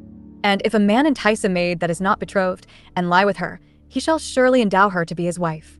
If her father utterly refuse to give her unto him, he shall pay money according to the dowry of virgins. Thou shalt not suffer a witch to live. Whosoever lieth with a beast shall surely be put to death. He that sacrificeth unto any god, save unto the Lord only, he shall be utterly destroyed. Thou shalt neither vex a stranger, nor oppress him, for ye were strangers in the land of Egypt. Ye shall not afflict any widow, or fatherless child. If thou afflict them in any wise, and they cry at all unto me, I will surely hear their cry. And my wrath shall wax hot, and I will kill you with the sword, and your wives shall be widows, and your children fatherless. If thou lend money to any of my people that is poor by thee, thou shalt not be to him as an usurer, neither shalt thou lay upon him usury. If thou at all take thy neighbor's raiment to pledge, thou shalt deliver it unto him by that the sun goeth down. For that is his covering only, it is his raiment for his skin. Wherein shall he sleep? And it shall come to pass, when he crieth unto me, that I will hear, for I am gracious. Thou shalt not revile the gods, nor curse the ruler of thy people. Thou shalt not delay to offer the first of thy ripe fruits, and of thy liquors. The firstborn of thy sons shalt thou give unto me. Likewise shalt thou do with thine oxen, and with thy sheep. 7 days it shall be with his dam. On the 8th day thou shalt give it me. And ye shall be holy men unto me. Neither shall ye eat any flesh that is torn of beasts in the field. Ye shall cast it to the dogs. Thou shalt not raise a false report. Put not thine hand with the wicked to be an unrighteous witness. Thou shalt not follow a multitude to do evil. Neither shalt thou speak in a cause to decline after many to wrest judgment. Neither shalt thou countenance a poor man in his cause. If thou meet thine enemy's ox or his ass going astray, thou shalt surely bring it back to him again. If thou see the ass of him that hateth thee lying under his burden, and wouldest forbear to help him, thou shalt surely help with him. Thou shalt not wrest the judgment of thy poor in his cause. Keep thee far from a false matter, and the innocent and righteous slay thou not, for I will not justify the wicked. And thou shalt take no gift, for the gift blindeth the wise, and perverteth the words of the righteous. Also thou shalt not oppress a stranger, for ye know the heart of a stranger, seeing ye were strangers in the land of Egypt. And 6 years thou shalt sow thy land, and shalt gather in the fruits thereof. But the 7th year thou shalt let it rest and lie still, that the poor of thy people may eat, and what they leave the beasts of the field shall eat. In like manner thou shalt deal with thy vineyard, and with thy olive yard. 6 days thou shalt do thy work, and on the 7th day thou shalt rest, that thine ox and thine ass may rest, and the son of thy handmaid, and the stranger, may be refreshed. And in all things that I have said unto you be circumspect, and make no mention of the name of other gods, neither let it be heard out of thy mouth. 3 times thou shalt keep a feast unto me in the year. Thou shalt keep the feast of unleavened bread. Thou shalt eat unleavened bread 7 days, as I commanded thee, in the time appointed of the month Abib, for in it thou camest out from Egypt, and none shall appear before me empty. And the feast of harvest, the firstfruits of thy labors, which thou hast sown in the field, and the feast of ingathering, which is in the end of the year, when thou hast gathered in thy labors out of the field. 3 times in the year all thy males shall appear before the Lord God. Thou shalt not offer the blood of my sacrifice with leavened bread, neither shall the fat of my sacrifice remain until the morning. The first of the firstfruits of thy land thou shalt bring into the house of the Lord thy God. Thou shalt not see the kid in his mother's milk. Behold, I send an angel before thee, to keep thee in the way, and to bring thee into the place which I have prepared. Beware of him, and obey his voice, provoke him not, for he will not pardon your transgressions, for my name is in him. But if thou shalt indeed obey his voice, and do all that I speak, then I will be an enemy unto thine enemies, and an adversary unto thine adversaries. For mine angel shall go before thee, and bring thee in unto the Amorites, and the Hittites, and the Perizzites, and the Canaanites, the Hivites, and the Jebusites, and I will cut them off. Thou shalt not bow down to their gods, nor serve them, nor do after their works, but thou shalt utterly overthrow them, and quite break down their images. And ye shall serve the Lord your God, and he shall bless thy bread, and thy water, and I will take sickness away from the midst of thee. There shall nothing cast their young, nor be barren, in thy land. The number of thy days I will fulfill. I will send my fear before thee, and will destroy all the people to whom thou shalt come, and I will make all thine enemies turn their backs unto thee. And I will send hornets before thee, which shall drive out the Hivite, the Canaanite, and the Hittite from before thee. I will not drive them out from before thee in 1 year, lest the land become desolate, and the beast of the field multiply against thee. By little and little I will drive them out from before thee, until thou be increased, and inherit the land. And I will set thy bounds from the Red Sea even unto the sea of the Philistines, and from the desert unto the river. For I will deliver the inhabitants of the land into your hand, and thou shalt drive them out before thee. Thou shalt make no covenant with them, nor with their gods.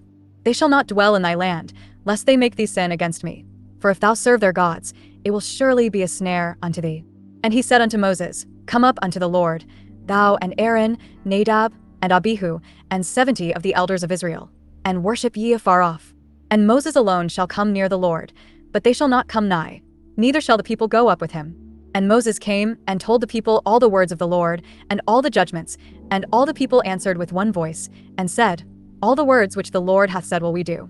And Moses wrote all the words of the Lord, and rose up early in the morning, and builded an altar under the hill, and 12 pillars, according to the 12 tribes of Israel. And he sent young men of the children of Israel, which offered burnt offerings, and sacrificed peace offerings of oxen unto the Lord. And Moses took half of the blood, and put it in basins, and half of the blood he sprinkled on the altar. And he took the book of the covenant, and read in the audience of the people, and they said, All that the Lord hath said will we do, and be obedient. And Moses took the blood, and sprinkled it on the people, and said, Behold the blood of the covenant, which the Lord hath made with you concerning all these words. Then went up Moses and Aaron, Nadab, and Abihu, and 70 of the elders of Israel. And they saw the God of Israel, and there was under his feet as it were a paved work of a sapphire stone, and as it were the body of heaven in his clearness. And upon the nobles of the children of Israel he laid not his hand. Also they saw God, and did eat and drink. And the Lord said unto Moses, Come up to me into the mount, and be there, and I will give thee tables of stone, and a law, and commandments which I have written, that thou mayest teach them. And Moses rose up, and his minister Joshua. And Moses went up into the mount of God. And he said unto the elders, Tarry ye here for us, until we come again unto you. And, behold, Aaron and Hur are with you. If any man have any matters to do, let him come unto them. And Moses went up into the mount, and a cloud covered the mount. And the glory of the Lord abode upon Mount Sinai, and the cloud covered it 6 days. And the 7th day he called unto Moses out of the midst of the cloud. And the sight of the glory of the Lord was like devouring fire on the top of the mount in the eyes of the children of Israel. And Moses went into the midst of the cloud, and gat him up into the mount. And Moses was in the mount 40 days and 40 nights. And the Lord spake unto Moses, saying, Speak unto the children of Israel, that they bring me an offering. Of every man that giveth it willingly with his heart ye shall take my offering. And this is the offering which ye shall take of them: gold, and silver, and brass, and blue, and purple, and scarlet, and fine linen, and goat's hair, and ram's skins dyed red, and badger skins, and shittim wood, oil for the light, spices for anointing oil, and for sweet incense, onyx stones, and stones to be set in the ephod, and in the breastplate. And let them make me a sanctuary, that I may dwell among them. According to all that I shew thee, after the pattern of the tabernacle, and the pattern of all the instruments thereof, even so shall ye make it. And they shall make an ark of shittim wood. 2 cubits and a half shall be the length thereof, and a cubit and a half the breadth thereof, and a cubit and a half the height thereof. And thou shalt overlay it with pure gold, within and without shalt thou overlay it, and shalt make upon it a crown of gold round about. And thou shalt cast 4 rings of gold for it, and put them in the 4 corners thereof, and 2 rings shall be in the one side of it, and 2 rings in the other side of it. And thou shalt make staves of shittim wood, and overlay them with gold. And thou shalt put the staves into the rings by the sides of the ark, that the ark may be borne with them. The staves shall be in the rings of the ark, they shall not be taken from it. And thou shalt put into the ark the testimony, which I shall give thee. And thou shalt make a mercy seat of pure gold. 2 cubits and a half shall be the length thereof, and a cubit and a half the breadth thereof. And thou shalt make 2 cherubims of gold, of beaten work shalt thou make them, in the 2 ends of the mercy seat. And make 1 cherub on the one end, and the other cherub on the other end. Even of the mercy seat shall ye make the cherubims on the 2 ends thereof. And the cherubims shall stretch forth their wings on high, covering the mercy seat with their wings, and their faces shall look one to another. Toward the mercy seat shall the faces of the cherubims be. And thou shalt put the mercy seat above upon the ark, and in the ark thou shalt put the testimony that I shall give thee. And there I will meet with thee, and I will commune with thee from above the mercy seat, from between the 2 cherubims which are upon the ark of the testimony, of all things which I will give thee in commandment unto the children of Israel. Thou shalt also make a table of shittim wood. 2 cubits shall be the length thereof, and a cubit the breadth thereof, and a cubit and a half the height thereof. And thou shalt overlay it with pure gold, and make thereto a crown of gold round about. And thou shalt make unto it a border of an hand breadth round about, and thou shalt make a golden crown to the border thereof round about. And thou shalt make for it 4 rings of gold, and put the rings in the 4 corners that are on the 4 feet thereof. Over against the border shall the rings be for places of the staves to bear the table. And thou shalt make the staves of shittim wood, and overlay them with gold, that the table may be borne with them. And thou shalt make the dishes thereof, and spoons thereof, and covers thereof, and bowls thereof, to cover withal. Of pure gold shalt thou make them. And thou shalt set upon the table showbread before me alway. And thou shalt make a candlestick of pure gold. Of beaten work shall the candlestick be made. His shaft, and his branches, his bowls, his knops, and his flowers, shall be of the same. And 6 branches shall come out of the sides of it, 3 branches of the candlestick out of the one side, and 3 branches of the candlestick out of the other side. 3 bowls made like unto almonds with a knop and a flower in one branch, and 3 bowls made like almonds in the other branch with a knop and a flower, so in the 6 branches that come out of the candlestick. And in the candlestick shall be 4 bowls made like unto almonds, with their knops and their flowers. And there shall be a knop under 2 branches of the same, and a knop under 2 branches of the same, and a knop under 2 branches of the same, according to the 6 branches that proceed out of the candlestick. Their knops and their branches shall be of the same. All it shall be one beaten work of pure gold. And thou shalt make the 7 lamps thereof, and they shall light the lamps thereof, that they may give light over against it. And the tongs thereof, and the snuff dishes thereof, shall be of pure gold.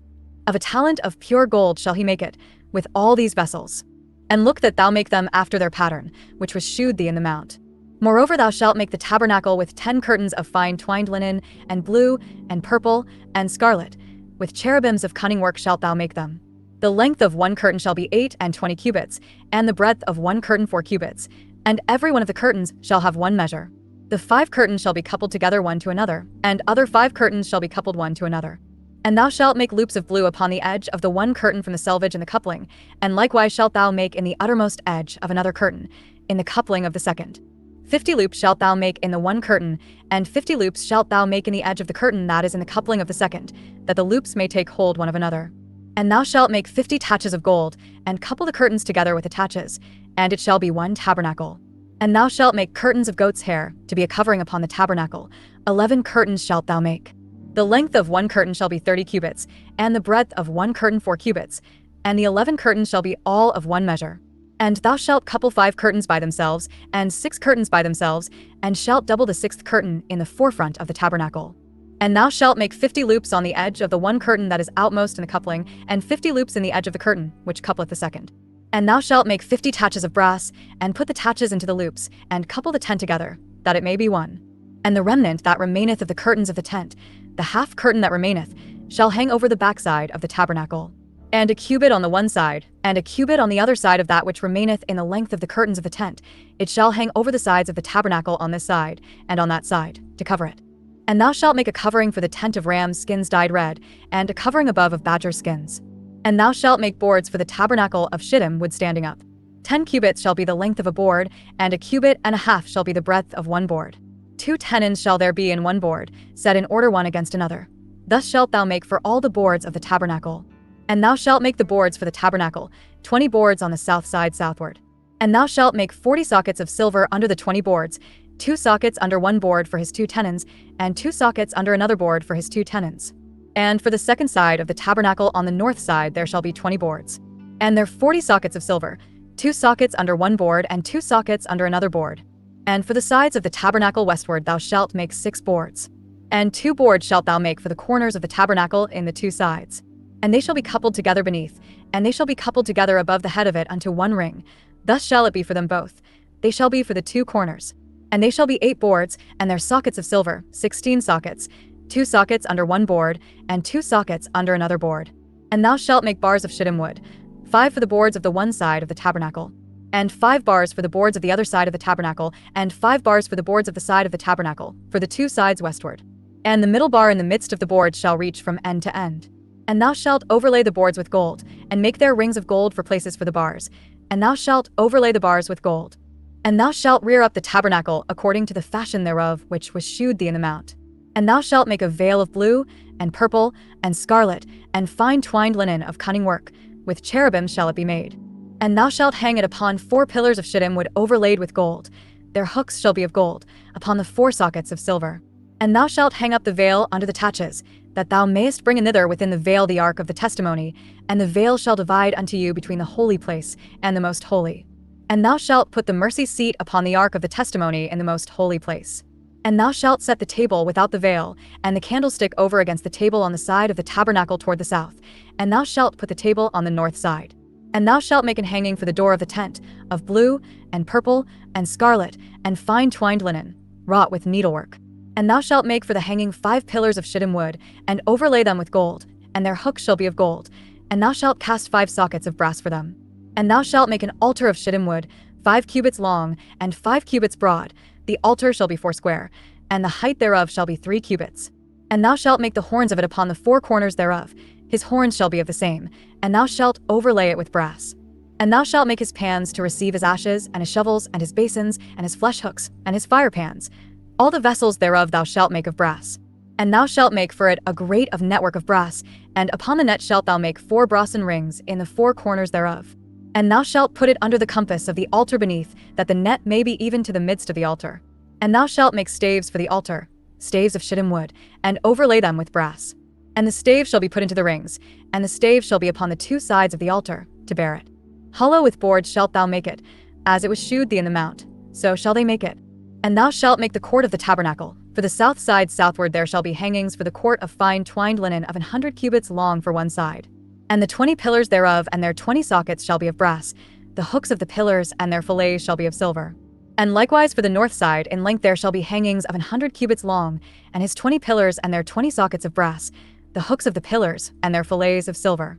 And for the breadth of the court on the west side shall be hangings of 50 cubits, their pillars 10, and their sockets 10. And the breadth of the court on the east side eastward shall be 50 cubits. The hangings of one side of the gate shall be 15 cubits, their pillars 3, and their sockets 3. And on the other side shall be hangings 15 cubits, their pillars 3, and their sockets 3. And for the gate of the court shall be an hanging of 20 cubits, of blue, and purple, and scarlet, and fine twined linen, wrought with needlework, and their pillars shall be 4, and their sockets 4. All the pillars round about the court shall be filleted with silver. Their hooks shall be of silver, and their sockets of brass. The length of the court shall be 100 cubits, and the breadth 50 everywhere, and the height 5 cubits of fine twined linen, and their sockets of brass. All the vessels of the tabernacle in all the service thereof, and all the pins thereof, and all the pins of the court, shall be of brass. And thou shalt command the children of Israel, that they bring thee pure oil olive beaten for the light, to cause the lamp to burn always. In the tabernacle of the congregation without the veil, which is before the testimony, Aaron and his sons shall order it from evening to morning before the Lord. It shall be a statute forever unto their generations on the behalf of the children of Israel. And take thou unto thee Aaron thy brother, and his sons with him, from among the children of Israel, that he may minister unto me in the priest's office, even Aaron, Nadab and Abihu, Eleazar and Ithamar, Aaron's sons. And thou shalt make holy garments for Aaron thy brother for glory and for beauty. And thou shalt speak unto all that are wise-hearted, whom I have filled with the spirit of wisdom, that they may make Aaron's garments to consecrate him, that he may minister unto me in the priest's office. And these are the garments which they shall make: a breastplate, and an ephod, and a robe, and a broidered coat, a mitre, and a girdle. And they shall make holy garments for Aaron thy brother and his sons, that he may minister unto me in the priest's office. And they shall take gold, and blue, and purple, and scarlet, and fine linen. And they shall make the ephod of gold, of blue, and of purple, of scarlet, and fine twined linen, with cunning work. It shall have the 2 shoulder pieces thereof joined at the 2 edges thereof, and so it shall be joined together.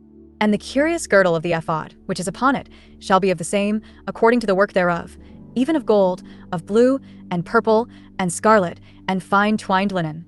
And thou shalt take 2 onyx stones, and grave on them the names of the children of Israel, 6 of their names on one stone, and the other 6 names of the rest on the other stone, according to their birth. With the work of an engraver in stone, like the engravings of a signet, shalt thou engrave the 2 stones with the names of the children of Israel. Thou shalt make them to be set in ouches of gold. And thou shalt put the 2 stones upon the shoulders of the ephod for stones of memorial unto the children of Israel. And Aaron shall bear their names before the Lord upon his 2 shoulders for a memorial. And thou shalt make ouches of gold, and 2 chains of pure gold at the ends. Of wreathen work shalt thou make them, and fasten the wreathen chains to the ouches. And thou shalt make the breastplate of judgment with cunning work. After the work of the ephod thou shalt make it, of gold, of blue, and of purple, and of scarlet, and of fine twined linen, shalt thou make it. 4 it shall be, being doubled. A span shall be the length thereof, and a span shall be the breadth thereof. And thou shalt set in it settings of stones, even 4 rows of stones. The first row shall be a sardius, a topaz, and a carbuncle. This shall be the first row. And the second row shall be an emerald, a sapphire, and a diamond. And the third row a ligure, an agate, and an amethyst.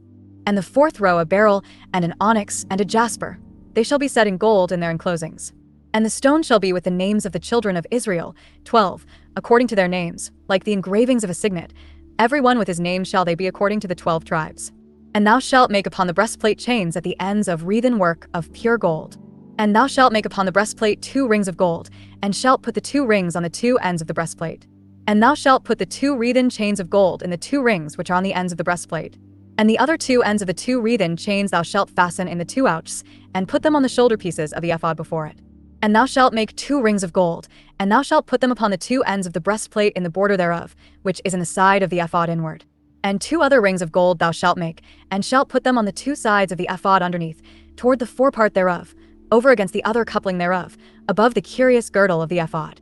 And they shall bind the breastplate by the rings thereof unto the rings of the ephod with a lace of blue, that it may be above the curious girdle of the ephod, and that the breastplate be not loosed from the ephod. And Aaron shall bear the names of the children of Israel in the breastplate of judgment upon his heart, when he goeth in unto the holy place, for a memorial before the Lord continually. And thou shalt put in the breastplate of judgment the Urim and the Thummim, and they shall be upon Aaron's heart, when he goeth in before the Lord. And Aaron shall bear the judgment of the children of Israel upon his heart before the Lord continually. And thou shalt make the robe of the ephod all of blue. And there shall be an hole in the top of it, in the midst thereof.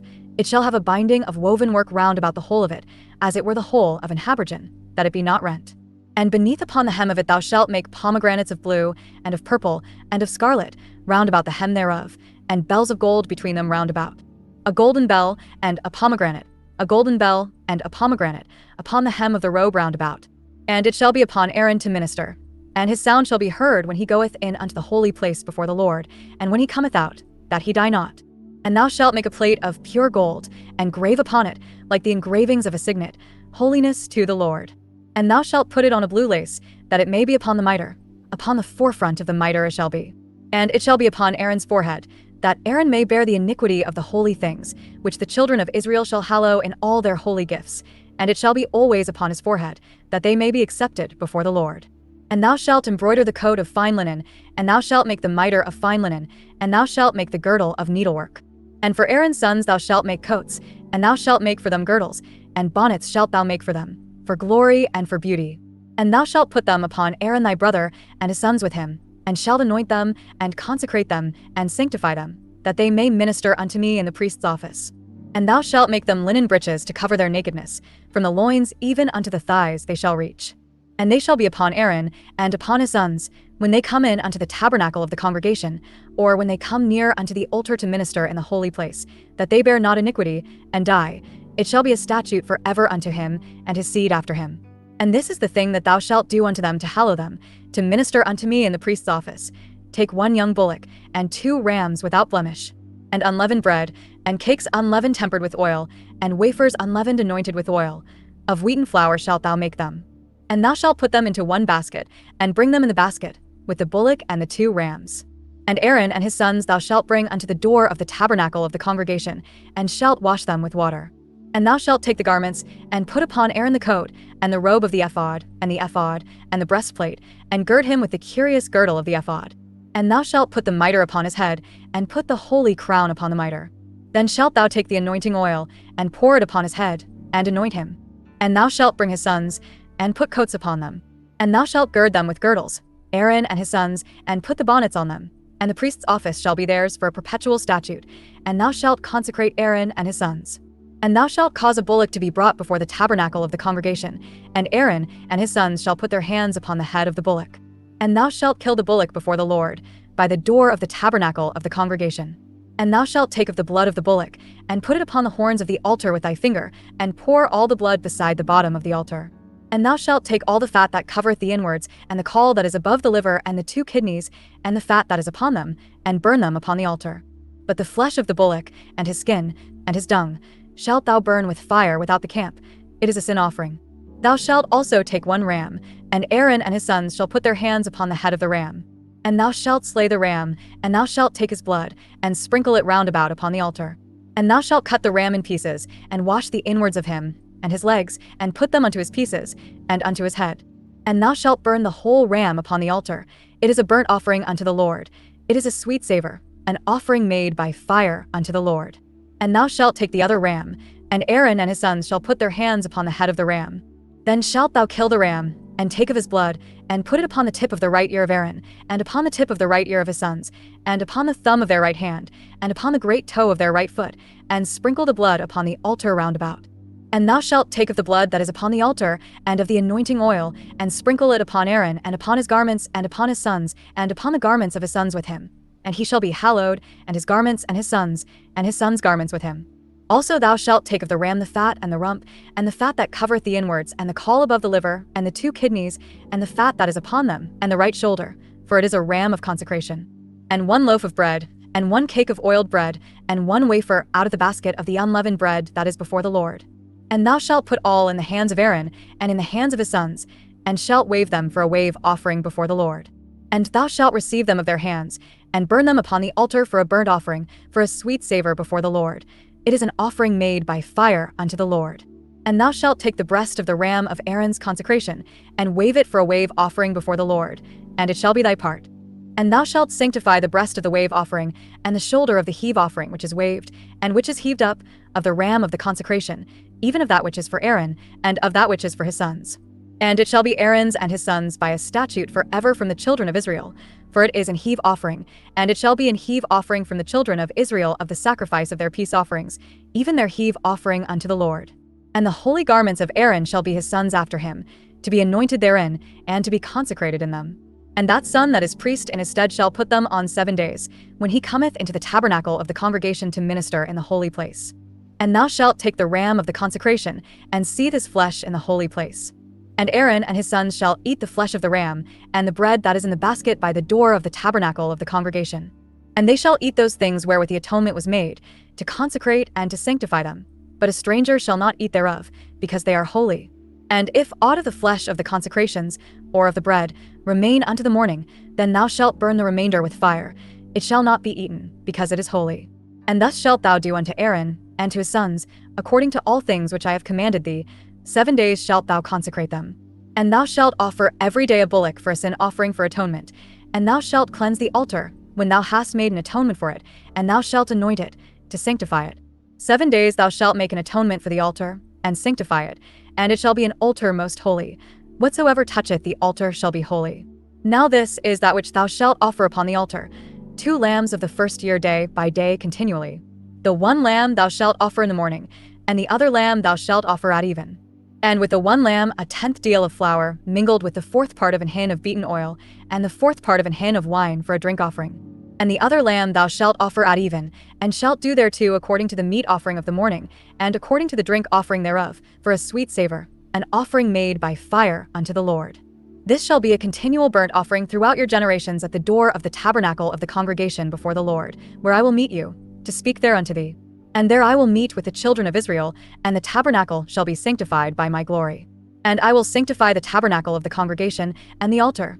I will sanctify also both Aaron and his sons, to minister to me in the priest's office. And I will dwell among the children of Israel, and will be their God.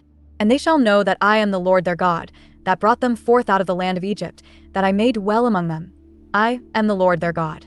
And thou shalt make an altar to burn incense upon. Of shittim which shalt thou make it. A cubit shall be the length thereof, and a cubit the breadth thereof, for square shall it be. And 2 cubits shall be the height thereof, the horns thereof shall be of the same.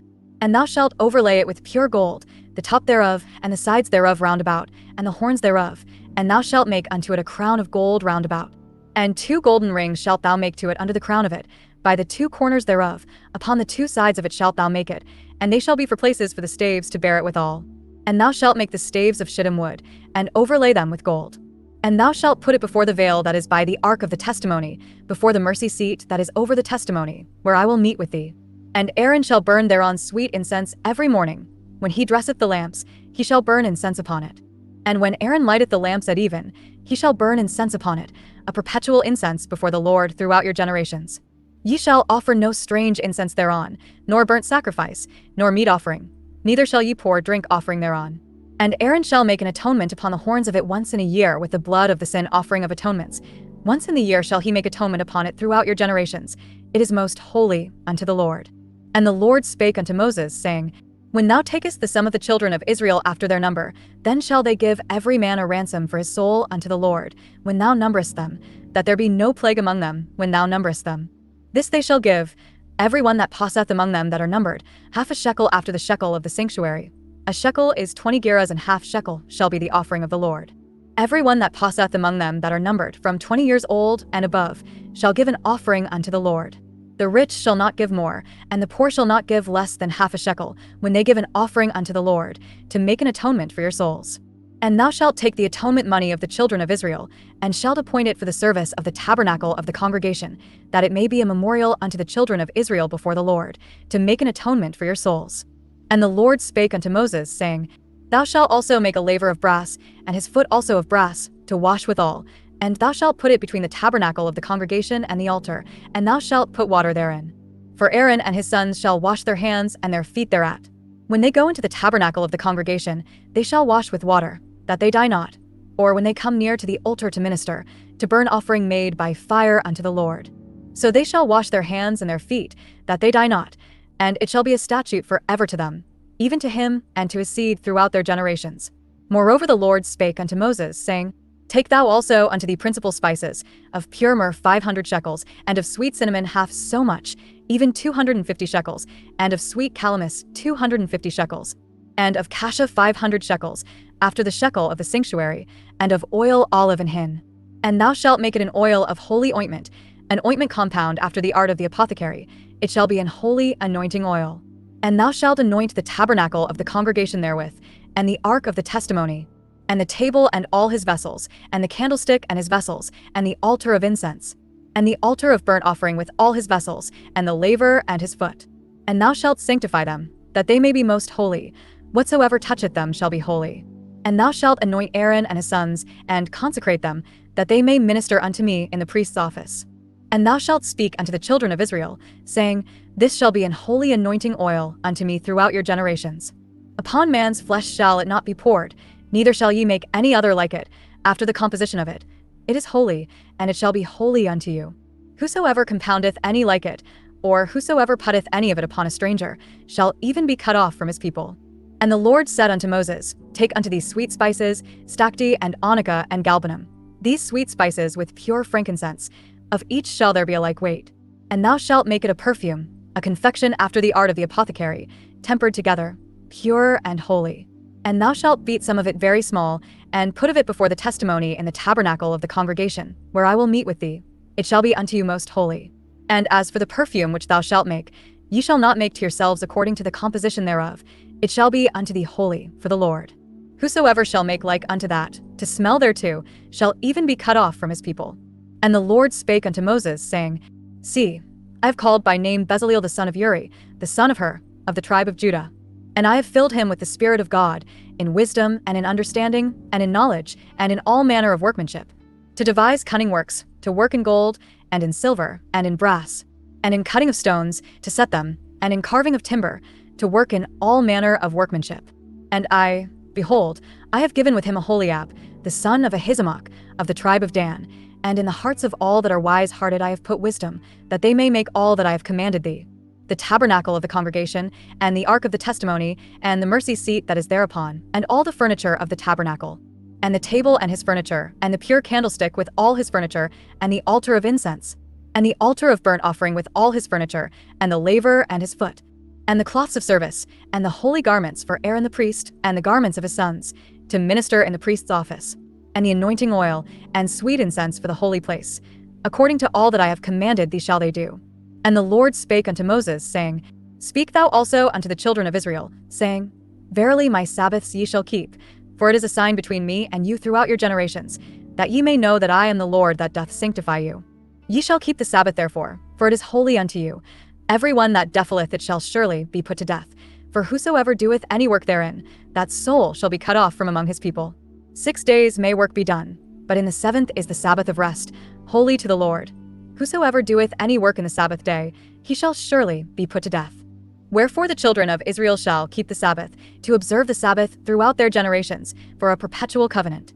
It is a sign between me and the children of Israel forever. For in 6 days the Lord made heaven and earth, and on the 7th day he rested, and was refreshed. And he gave unto Moses, when he had made an end of communing with him upon Mount Sinai, 2 tables of testimony, tables of stone, written with the finger of God. And when the people saw that Moses delayed to come down out of the mount, the people gathered themselves together unto Aaron, and said unto him, Up, make us gods, which shall go before us. For as for this Moses, the man that brought us up out of the land of Egypt, we wot not what is become of him. And Aaron said unto them, Break off the golden earrings, which are in the ears of your wives, of your sons, and of your daughters, and bring them unto me. And all the people brake off the golden earrings which were in their ears, and brought them unto Aaron. And he received them at their hand, and fashioned it with a graving tool, after he had made it a molten calf. And they said, These be thy gods, O Israel, which brought thee up out of the land of Egypt. And when Aaron saw it, he built an altar before it, and Aaron made proclamation, and said, Tomorrow is a feast to the Lord. And they rose up early on the morrow, and offered burnt offerings, and brought peace offerings. And the people sat down to eat and to drink, and rose up to play. And the Lord said unto Moses, Go, get thee down, for thy people, which thou broughtest out of the land of Egypt, have corrupted themselves. They have turned aside quickly out of the way which I commanded them. They have made them a molten calf, and have worshipped it, and have sacrificed thereunto, and said, These be thy gods, O Israel, which have brought thee up out of the land of Egypt. And the Lord said unto Moses, I have seen this people, and behold, it is a stiff-necked people. Now therefore let me alone, that my wrath may wax hot against them, and that I may consume them, and I will make of thee a great nation. And Moses besought the Lord his God, and said, Lord, why doth thy wrath wax hot against thy people, which thou hast brought forth out of the land of Egypt with great power, and with a mighty hand? Wherefore should the Egyptians speak, and say, For mischief did he bring them out, to slay them in the mountains, and to consume them from the face of the earth. Turn from thy fierce wrath, and repent of this evil against thy people. Remember Abraham, Isaac, and Israel, thy servants, to whom thou swarest by thine own self, and saidst unto them, I will multiply your seed as the stars of heaven, and all this land that I have spoken of will I give unto your seed, and they shall inherit it forever. And the Lord repented of the evil which he thought to do unto his people. And Moses turned, and went down from the mount, and the 2 tables of the testimony were in his hand. The tables were written on both their sides, on the one side, and on the other were they written. And the tables were the work of God, and the writing was the writing of God, graven upon the tables. And when Joshua heard the noise of the people as they shouted, he said unto Moses, There is a noise of war in the camp. And he said, It is not the voice of them that shout for mastery, neither is it the voice of them that cry for being overcome, but the noise of them that sing do I hear. And it came to pass, as soon as he came nigh unto the camp, that he saw the calf and the dancing, and Moses' anger waxed hot, and he cast the tables out of his hands, and brake them beneath the mount. And he took the calf which they had made, and burnt it in the fire, and ground it to powder, and strawed it upon the water, and made the children of Israel drink of it. And Moses said unto Aaron, What did this people unto thee, that thou hast brought so great a sin upon them? And Aaron said, Let not the anger of my Lord wax hot. Thou knowest the people, that they are set on mischief. For they said unto me, Make us gods, which shall go before us. For as for this Moses, the man that brought us up out of the land of Egypt, we wot not what is become of him. And I said unto them, Whosoever hath any gold, let them break it off. So they gave it me. Then I cast it into the fire, and there came out this calf. And when Moses saw that the people were naked, for Aaron had made them naked unto their shame among their enemies. Then Moses stood in the gate of the camp, and said, Who is on the Lord's side? Let him come unto me. And all the sons of Levi gathered themselves together unto him. And he said unto them, Thus saith the Lord God of Israel, Put every man his sword by his side, and go in and out from gate to gate throughout the camp, and slay every man his brother, and every man his companion, and every man his neighbor. And the children of Levi did according to the word of Moses, and there fell of the people that day about 3,000 men. For Moses had said, Consecrate yourselves today to the Lord, even every man upon his son, and upon his brother, that he may bestow upon you a blessing this day. And it came to pass on the morrow, that Moses said unto the people, Ye have sinned a great sin, and now I will go up unto the Lord. Peradventure, I shall make an atonement for your sin. And Moses returned unto the Lord, and said, Oh, this people have sinned a great sin, and have made them gods of gold. Yet now, if thou wilt forgive their sin, and if not, blot me, I pray thee, out of thy book which thou hast written. And the Lord said unto Moses, Whosoever hath sinned against me, him will I blot out of my book. Therefore now go, lead the people unto the place of which I have spoken unto thee. Behold, mine angel shall go before thee. Nevertheless in the day, when I will visit their sin upon them. And the Lord plagued the people, because they made the calf which Aaron made. And the Lord said unto Moses, Depart, and go up hence, thou and the people which thou hast brought up out of the land of Egypt, unto the land which I sware unto Abraham, to Isaac, and to Jacob, saying, Unto thy seed will I give it. And I will send an angel before thee, and I will drive out the Canaanite, the Amorite, and the Hittite, and the Perizzite, the Hivite, and the Jebusite, unto a land flowing with milk and honey. For I will not go up in the midst of thee, for thou art a stiff-necked people, lest I consume thee in the way. And when the people heard these evil tidings, they mourned, and no man did put on him his ornaments. For the Lord had said unto Moses, Say unto the children of Israel, Ye are a stiff-necked people, I will come up into the midst of thee in a moment, and consume thee. Therefore now put off thy ornaments from thee, that I may know what to do unto thee. And the children of Israel stripped themselves of their ornaments by the Mount Horeb. And Moses took the tabernacle, and pitched it without the camp, afar off from the camp, and called it the tabernacle of the congregation. And it came to pass, that every one which sought the Lord went out unto the tabernacle of the congregation, which was without the camp. And it came to pass, when Moses went out unto the tabernacle, that all the people rose up, and stood every man at his tent door, and looked after Moses, until he was gone into the tabernacle. And it came to pass, as Moses entered into the tabernacle, the cloudy pillar descended, and stood at the door of the tabernacle, and the Lord talked with Moses. And all the people saw the cloudy pillar stand at the tabernacle door, and all the people rose up and worshipped, every man in his tent door. And the Lord spake unto Moses face to face, as a man speaketh unto his friend.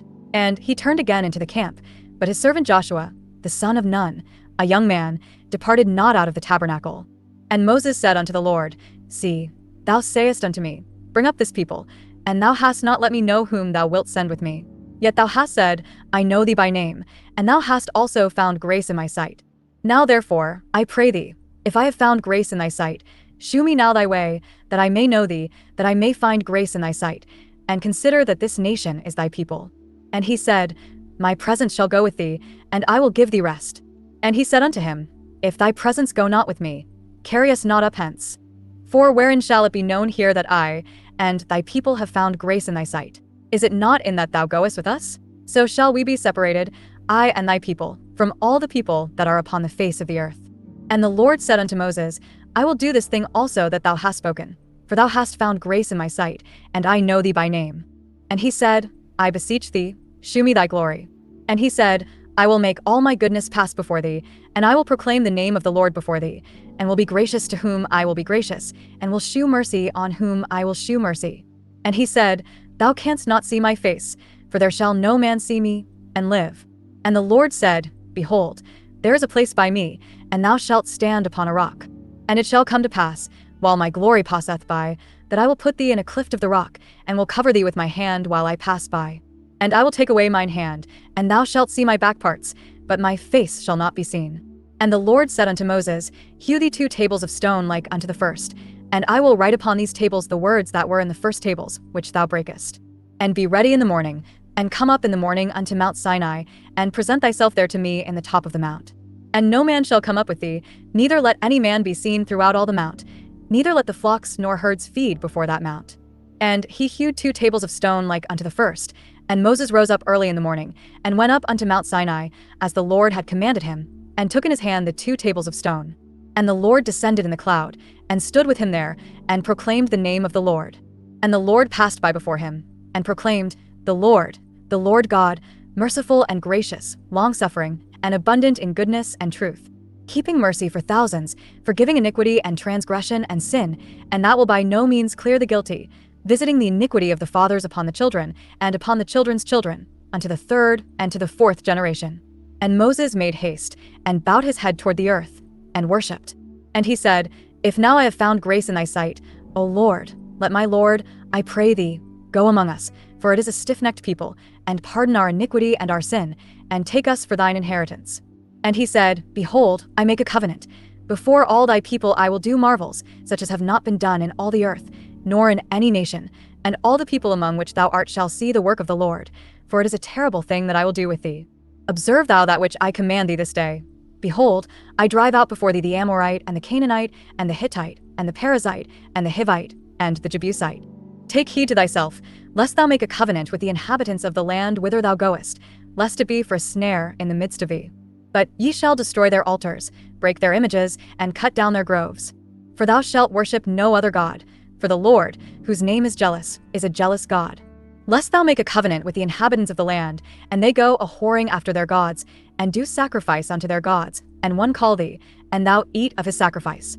And thou take of their daughters unto thy sons, and their daughters go a-whoring after their gods, and make thy sons go a-whoring after their gods. Thou shalt make thee no molten gods. The feast of unleavened bread shalt thou keep. 7 days thou shalt eat unleavened bread, as I commanded thee, in the time of the month Abib, for in the month Abib thou camest out from Egypt. All that openeth the matrix is mine, and every firstling among thy cattle, whether ox or sheep, that is male.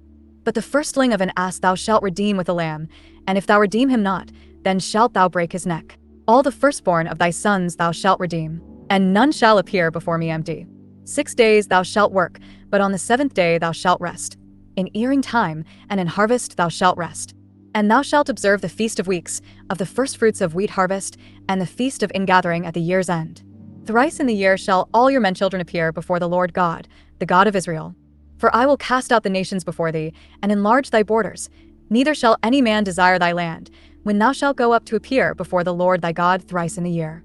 Thou shalt not offer the blood of my sacrifice with leaven, neither shall the sacrifice of the feast of the Passover be left unto the morning. The first of the firstfruits of thy land thou shalt bring unto the house of the Lord thy God. Thou shalt not see the kid in his mother's milk. And the Lord said unto Moses, Write thou these words, for after the tenor of these words I have made a covenant with thee and with Israel. And he was there with the Lord 40 days and 40 nights. He did neither eat bread, nor drink water.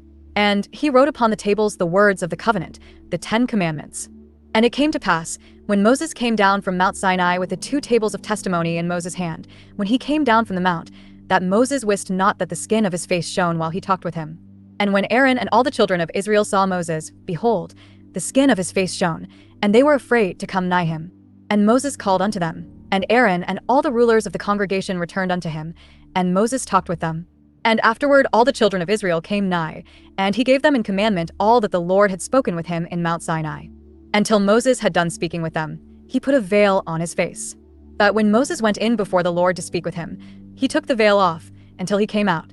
And he came out and spake unto the children of Israel that which he was commanded. And the children of Israel saw the face of Moses, that the skin of Moses' face shone. And Moses put the veil upon his face again, until he went in to speak with him. And Moses gathered all the congregation of the children of Israel together, and said unto them, These are the words which the Lord hath commanded, that ye should do them. 6 days shall work be done, but on the 7th day there shall be to you an holy day, a Sabbath of rest to the Lord. Whosoever doeth work therein shall be put to death. Ye shall kindle no fire throughout your habitations upon the Sabbath day. And Moses spake unto all the congregation of the children of Israel, saying, This is the thing which the Lord commanded, saying, Take ye from among you an offering unto the Lord. Whosoever is of a willing heart, let him bring it, an offering of the Lord, gold, and silver, and brass, and blue, and purple, and scarlet, and fine linen, and goat's hair, and ram's skins dyed red, and badger skins, and shittim wood, and oil for the light, and spices for anointing oil, and for the sweet incense, and onyx stones, and stones to be set for the ephod, and for the breastplate.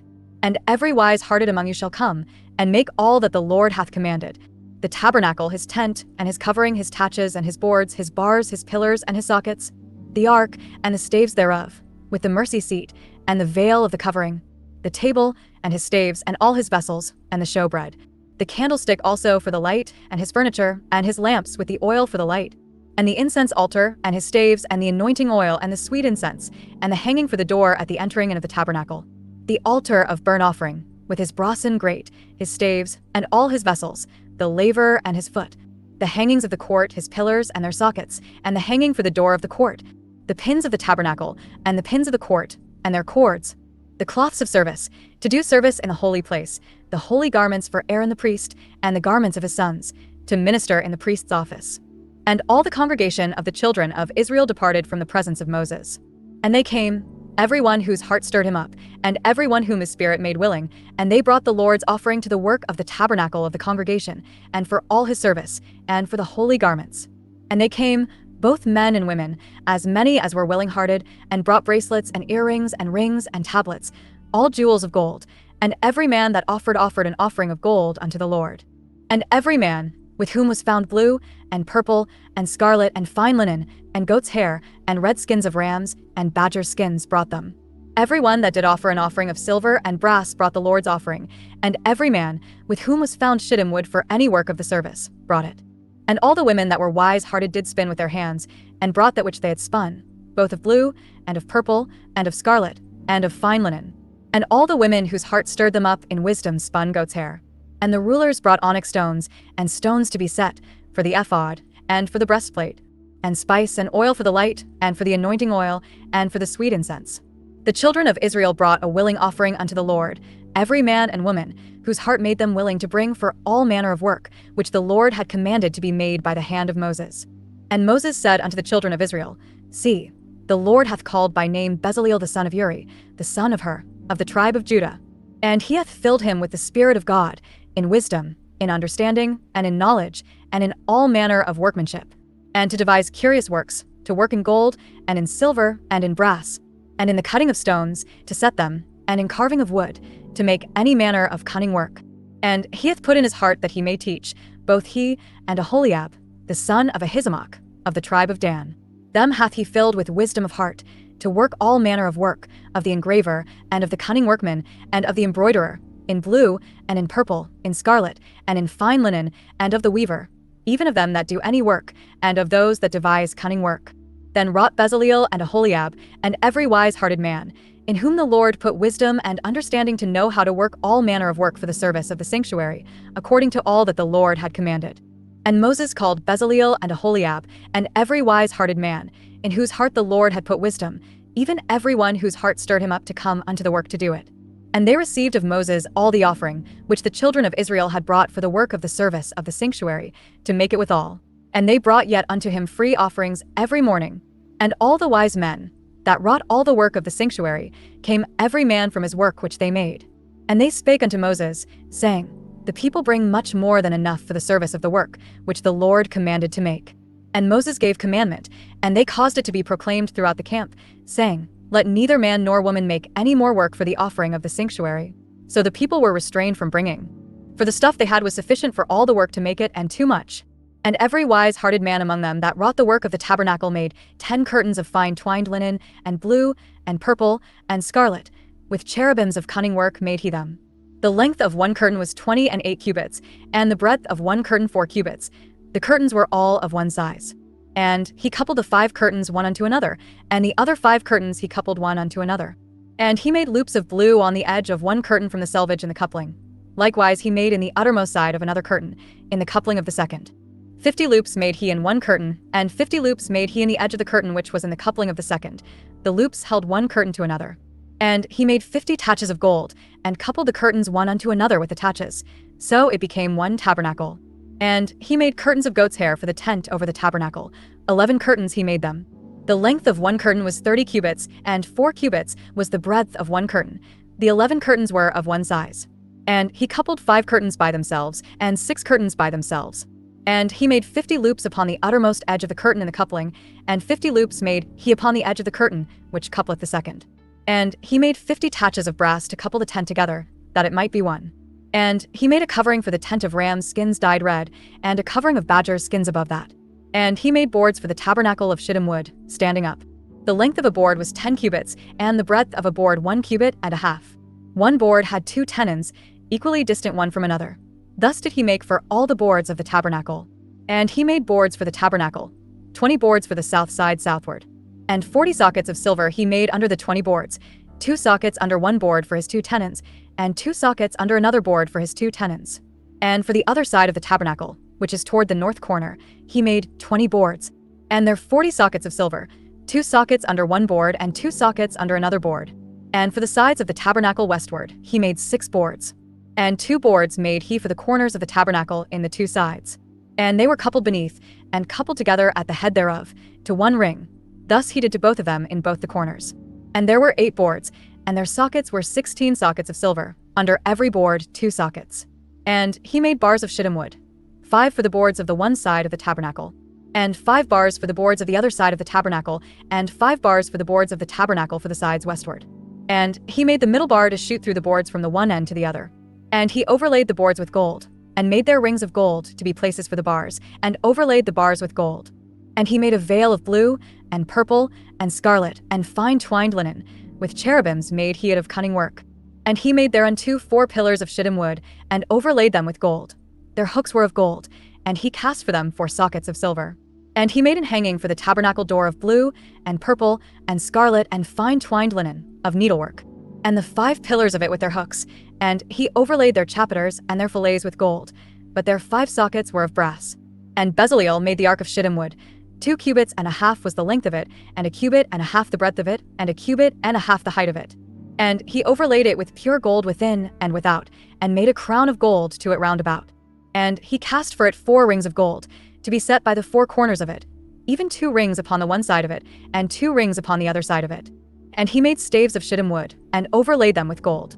And he put the staves into the rings by the sides of the ark, to bear the ark. And he made the mercy seat of pure gold. 2 cubits and a half was the length thereof, and 1 cubit and a half the breadth thereof. And he made 2 cherubims of gold, beaten out of one piece made he them, on the 2 ends of the mercy seat. 1 cherub on the end on this side, and another cherub on the other end on that side. Out of the mercy seat made he the cherubims on the 2 ends thereof. And the cherubims spread out their wings on high, and covered with their wings over the mercy seat, with their faces one to another. Even to the mercy seat ward were the faces of the cherubims. And he made the table of shittim wood. 2 cubits was the length thereof, and a cubit the breadth thereof, and a cubit and a half the height thereof. And he overlaid it with pure gold, and made thereunto a crown of gold round about. Also he made thereunto a border of an handbreadth round about, and made a crown of gold for the border thereof round about. And he cast for it 4 rings of gold, and put the rings upon the 4 corners that were in the 4 feet thereof. Over against the border were the rings, the places for the staves to bear the table. And he made the staves of shittim wood, and overlaid them with gold, to bear the table. And he made the vessels which were upon the table, his dishes, and his spoons, and his bowls, and his covers to cover withal, of pure gold.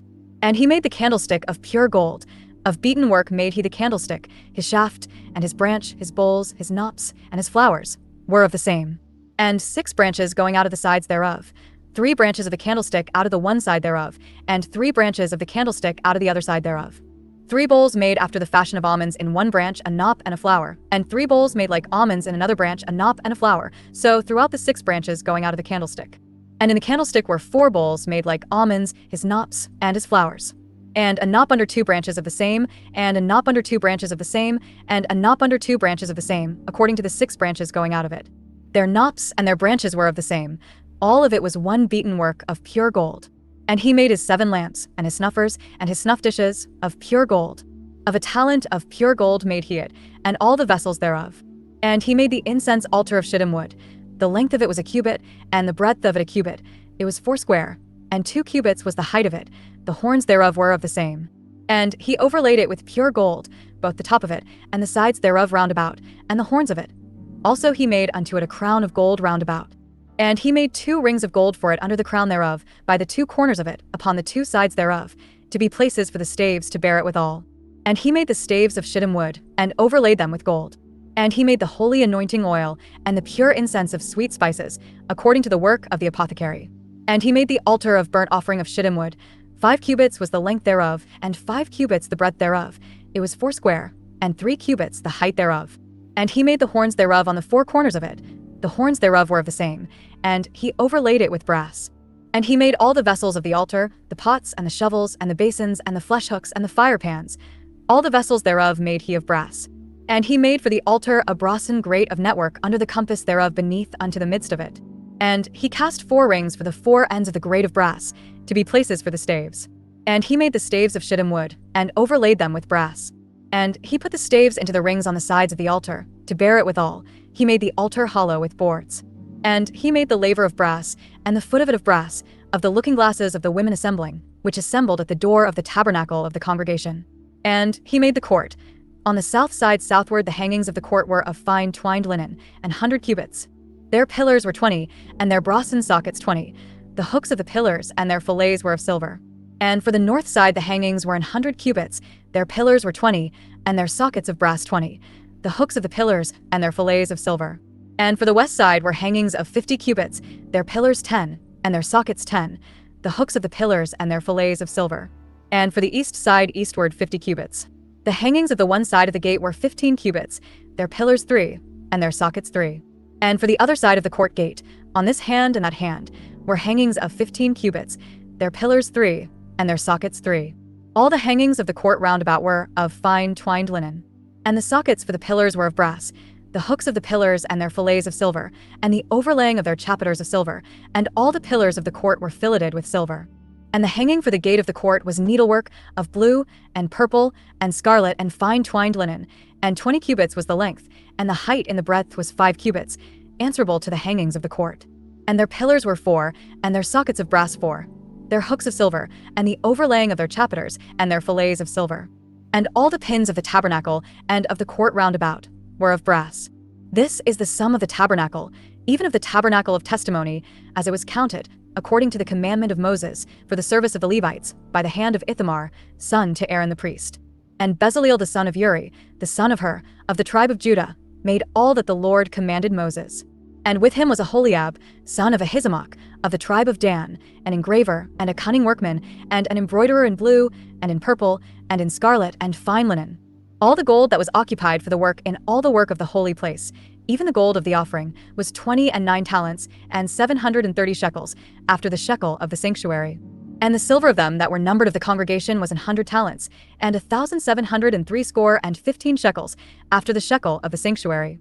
A bekah for every man, that is, half a shekel, after the shekel of the sanctuary, for every one that went to be numbered, from 20 years old and upward, for 600,000 and 3,550 men. And of the 100 talents of silver were cast the sockets of the sanctuary, and the sockets of the veil, 100 sockets of the 100 talents, a talent for socket. And of the 1,770 and 5 shekels he made hooks for the pillars, and overlaid their chapiters, and filleted them. And the brass of the offering was 70 talents, and 2,400 shekels. And therewith he made the sockets to the door of the tabernacle of the congregation, and the brassen altar, and the brassen grate for it, and all the vessels of the altar, and the sockets of the court round about, and the sockets of the court gate, and all the pins of the tabernacle, and all the pins of the court round about, and of the blue, and purple, and scarlet, they made cloths of service, to do service in the holy place, and made the holy garments for Aaron, as the Lord commanded Moses. And he made the ephod of gold, blue, and purple, and scarlet, and fine twined linen. And they did beat the gold into thin plates, and cut it into wires, to work it in the blue, and in the purple, and in the scarlet, and in the fine linen, with cunning work. They made shoulder pieces for it, to couple it together. By the two edges was it coupled together. And the curious girdle of his ephod, that was upon it, was of the same, according to the work thereof, of gold, blue, and purple, and scarlet, and fine twined linen, as the Lord commanded Moses. And they wrought onyx stones enclosed in ouches of gold, graven, as signets are graven, with the names of the children of Israel. And he put them on the shoulders of the ephod, that they should be stones for a memorial to the children of Israel, as the Lord commanded Moses. And he made the breastplate of cunning work, like the work of the ephod, of gold, blue, and purple, and scarlet, and fine twined linen. It was foursquare. They made the breastplate double. A span was the length thereof, and a span the breadth thereof, being doubled. And they set in it 4 rows of stones. The first row was a sardius, a topaz, and a carbuncle. This was the first row. And the second row, an emerald, a sapphire, and a diamond. And the third row, a ligure, an agate, and an amethyst. And the fourth row, a beryl, an onyx, and a jasper. They were enclosed in ouches of gold in their enclosings. And the stones were according to the names of the children of Israel, 12, according to their names, like the engravings of a signet, every one with his name, according to the 12 tribes. And they made upon the breastplate chains at the ends, of wreathen work of pure gold. And they made 2 ouches of gold, and 2 gold rings, and put the 2 rings in the 2 ends of the breastplate. And they put the 2 wreathen chains of gold in the 2 rings on the ends of the breastplate. And the 2 ends of the 2 wreathen chains they fastened in the 2 ouches, and put them on the shoulder pieces of the ephod, before it. And they made 2 rings of gold, and put them on the 2 ends of the breastplate, upon the border of it, which was on the side of the ephod inward. And they made 2 other golden rings, and put them on the 2 sides of the ephod underneath, toward the forepart of it, over against the other coupling thereof, above the curious girdle of the ephod. And they did bind the breastplate by his rings unto the rings of the ephod with a lace of blue, that it might be above the curious girdle of the ephod, and that the breastplate might not be loosed from the ephod, as the Lord commanded Moses. And he made the robe of the ephod of woven work, all of blue. And there is an hole in the midst of the robe, as the hole of an habergeon, with a band round about the hole, that it should not rend. And they made upon the hems of the robe pomegranates of blue, and purple, and scarlet, and twined linen. And they made bells of pure gold, and put the bells between the pomegranates upon the hem of the robe, round about between the pomegranates. A bell and a pomegranate, a bell and a pomegranate, round about the hem of the robe to minister in, as the Lord commanded Moses. And they made coats of fine linen of woven work for Aaron, and for his sons, and a mitre of fine linen, and goodly bonnets of fine linen, and linen breeches of fine twined linen, and a girdle of fine twined linen, and blue, and purple, and scarlet, of needlework, as the Lord commanded Moses.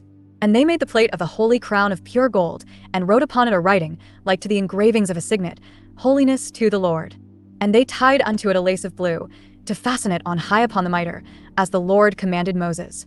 Thus was all the work of the tabernacle of the tent of the congregation finished, and the children of Israel did according to all that the Lord commanded Moses, so did they. And they brought the tabernacle unto Moses, the tent, and all his furniture, his taches, his boards, his bars, and his pillars, and his sockets, and the covering of rams' skins dyed red, and the covering of badger skins, and the veil of the covering, the ark of the testimony, and the staves thereof, and the mercy seat, the table, and all the vessels thereof, and the showbread, the pure candlestick with the lamps thereof, even with the lamps to be set in order, and all the vessels thereof, and the oil for light, and the golden altar, and the anointing oil, and the sweet incense, and the hanging for the tabernacle door, the brasen altar, and his grate of brass, his staves, and all his vessels, the laver and his foot, the hangings of the court, his pillars, and his sockets, and the hanging for the court gate, his cords, and his pins, and all the vessels of the service of the tabernacle, for the tent of the congregation, the cloths of service to do service in the holy place, and the holy garments for Aaron the priest, and his sons' garments, to minister in the priest's office, according to all that the Lord commanded Moses. So the children of Israel made all the work. And Moses did look upon all the work, and, behold, they had done it as the Lord had commanded, even so had they done it. And Moses blessed them. And the Lord spake unto Moses, saying, On the first day of the first month shalt thou set up the tabernacle of the tent of the congregation. And thou shalt put therein the ark of the testimony, and cover the ark with the veil. And thou shalt bring in the table, and set in order the things that are to be set in order upon it. And thou shalt bring in the candlestick, and light the lamps thereof. And thou shalt set the altar of gold for the incense before the ark of the testimony, and put the hanging of the door to the tabernacle. And thou shalt set the altar of the burnt offering before the door of the tabernacle of the tent of the congregation. And thou shalt set the laver between the tent of the congregation and the altar, and shalt put water therein. And thou shalt set up the court round about, and hang up the hanging at the court gate. And thou shalt take the anointing oil, and anoint the tabernacle, and all that is therein, and shalt hallow it, and all the vessels thereof, and it shall be holy. And thou shalt anoint the altar of the burnt offering, and all his vessels, and sanctify the altar, and it shall be an altar most holy. And thou shalt anoint the laver and his foot, and sanctify it. And thou shalt bring Aaron and his sons unto the door of the tabernacle of the congregation, and wash them with water. And thou shalt put upon Aaron the holy garments, and anoint him, and sanctify him, that he may minister unto me in the priest's office. And thou shalt bring his sons, and clothe them with coats. And thou shalt anoint them, as thou didst anoint their father, that they may minister unto me in the priest's office, for their anointing shall surely be an everlasting priesthood throughout their generations. Thus did Moses, according to all that the Lord commanded him, so did he. And it came to pass in the first month in the second year, on the first day of the month, that the tabernacle was reared up. And Moses reared up the tabernacle, and fastened his sockets, and set up the boards thereof, and put in the bars thereof, and reared up his pillars. And he spread abroad the tent over the tabernacle, and put the covering of the tent above upon it, as the Lord commanded Moses. And he took and put the testimony into the ark, and set the staves on the ark, and put the mercy seat above upon the ark. And he brought the ark into the tabernacle, and set up the veil of the covering, and covered the ark of the testimony, as the Lord commanded Moses. And he put the table in the tent of the congregation, upon the side of the tabernacle northward, without the veil. And he set the bread in order upon it before the Lord, as the Lord had commanded Moses. And he put the candlestick in the tent of the congregation, over against the table, on the side of the tabernacle southward. And he lighted the lamps before the Lord, as the Lord commanded Moses. And he put the golden altar in the tent of the congregation before the veil. And he burnt sweet incense thereon, as the Lord commanded Moses. And he set up the hanging at the door of the tabernacle. And he put the altar of burnt offering by the door of the tabernacle of the tent of the congregation, and offered upon it the burnt offering and the meat offering, as the Lord commanded Moses. And he set the laver between the tent of the congregation and the altar, and put water there, to wash withal. And Moses and Aaron and his sons washed their hands and their feet thereat, when they went into the tent of the congregation, and when they came near unto the altar, they washed, as the Lord commanded Moses. And he reared up the court round about the tabernacle and the altar, and set up the hanging of the court gate. So Moses finished the work. Then a cloud covered the tent of the congregation, and the glory of the Lord filled the tabernacle. And Moses was not able to enter into the tent of the congregation, because the cloud abode thereon, and the glory of the Lord filled the tabernacle. And when the cloud was taken up from over the tabernacle, the children of Israel went onward in all their journeys. But if the cloud were not taken up, then they journeyed not till the day that it was taken up. For the cloud of the Lord was upon the tabernacle by day, and fire was on it by night, in the sight of all the house of Israel, throughout all their journeys.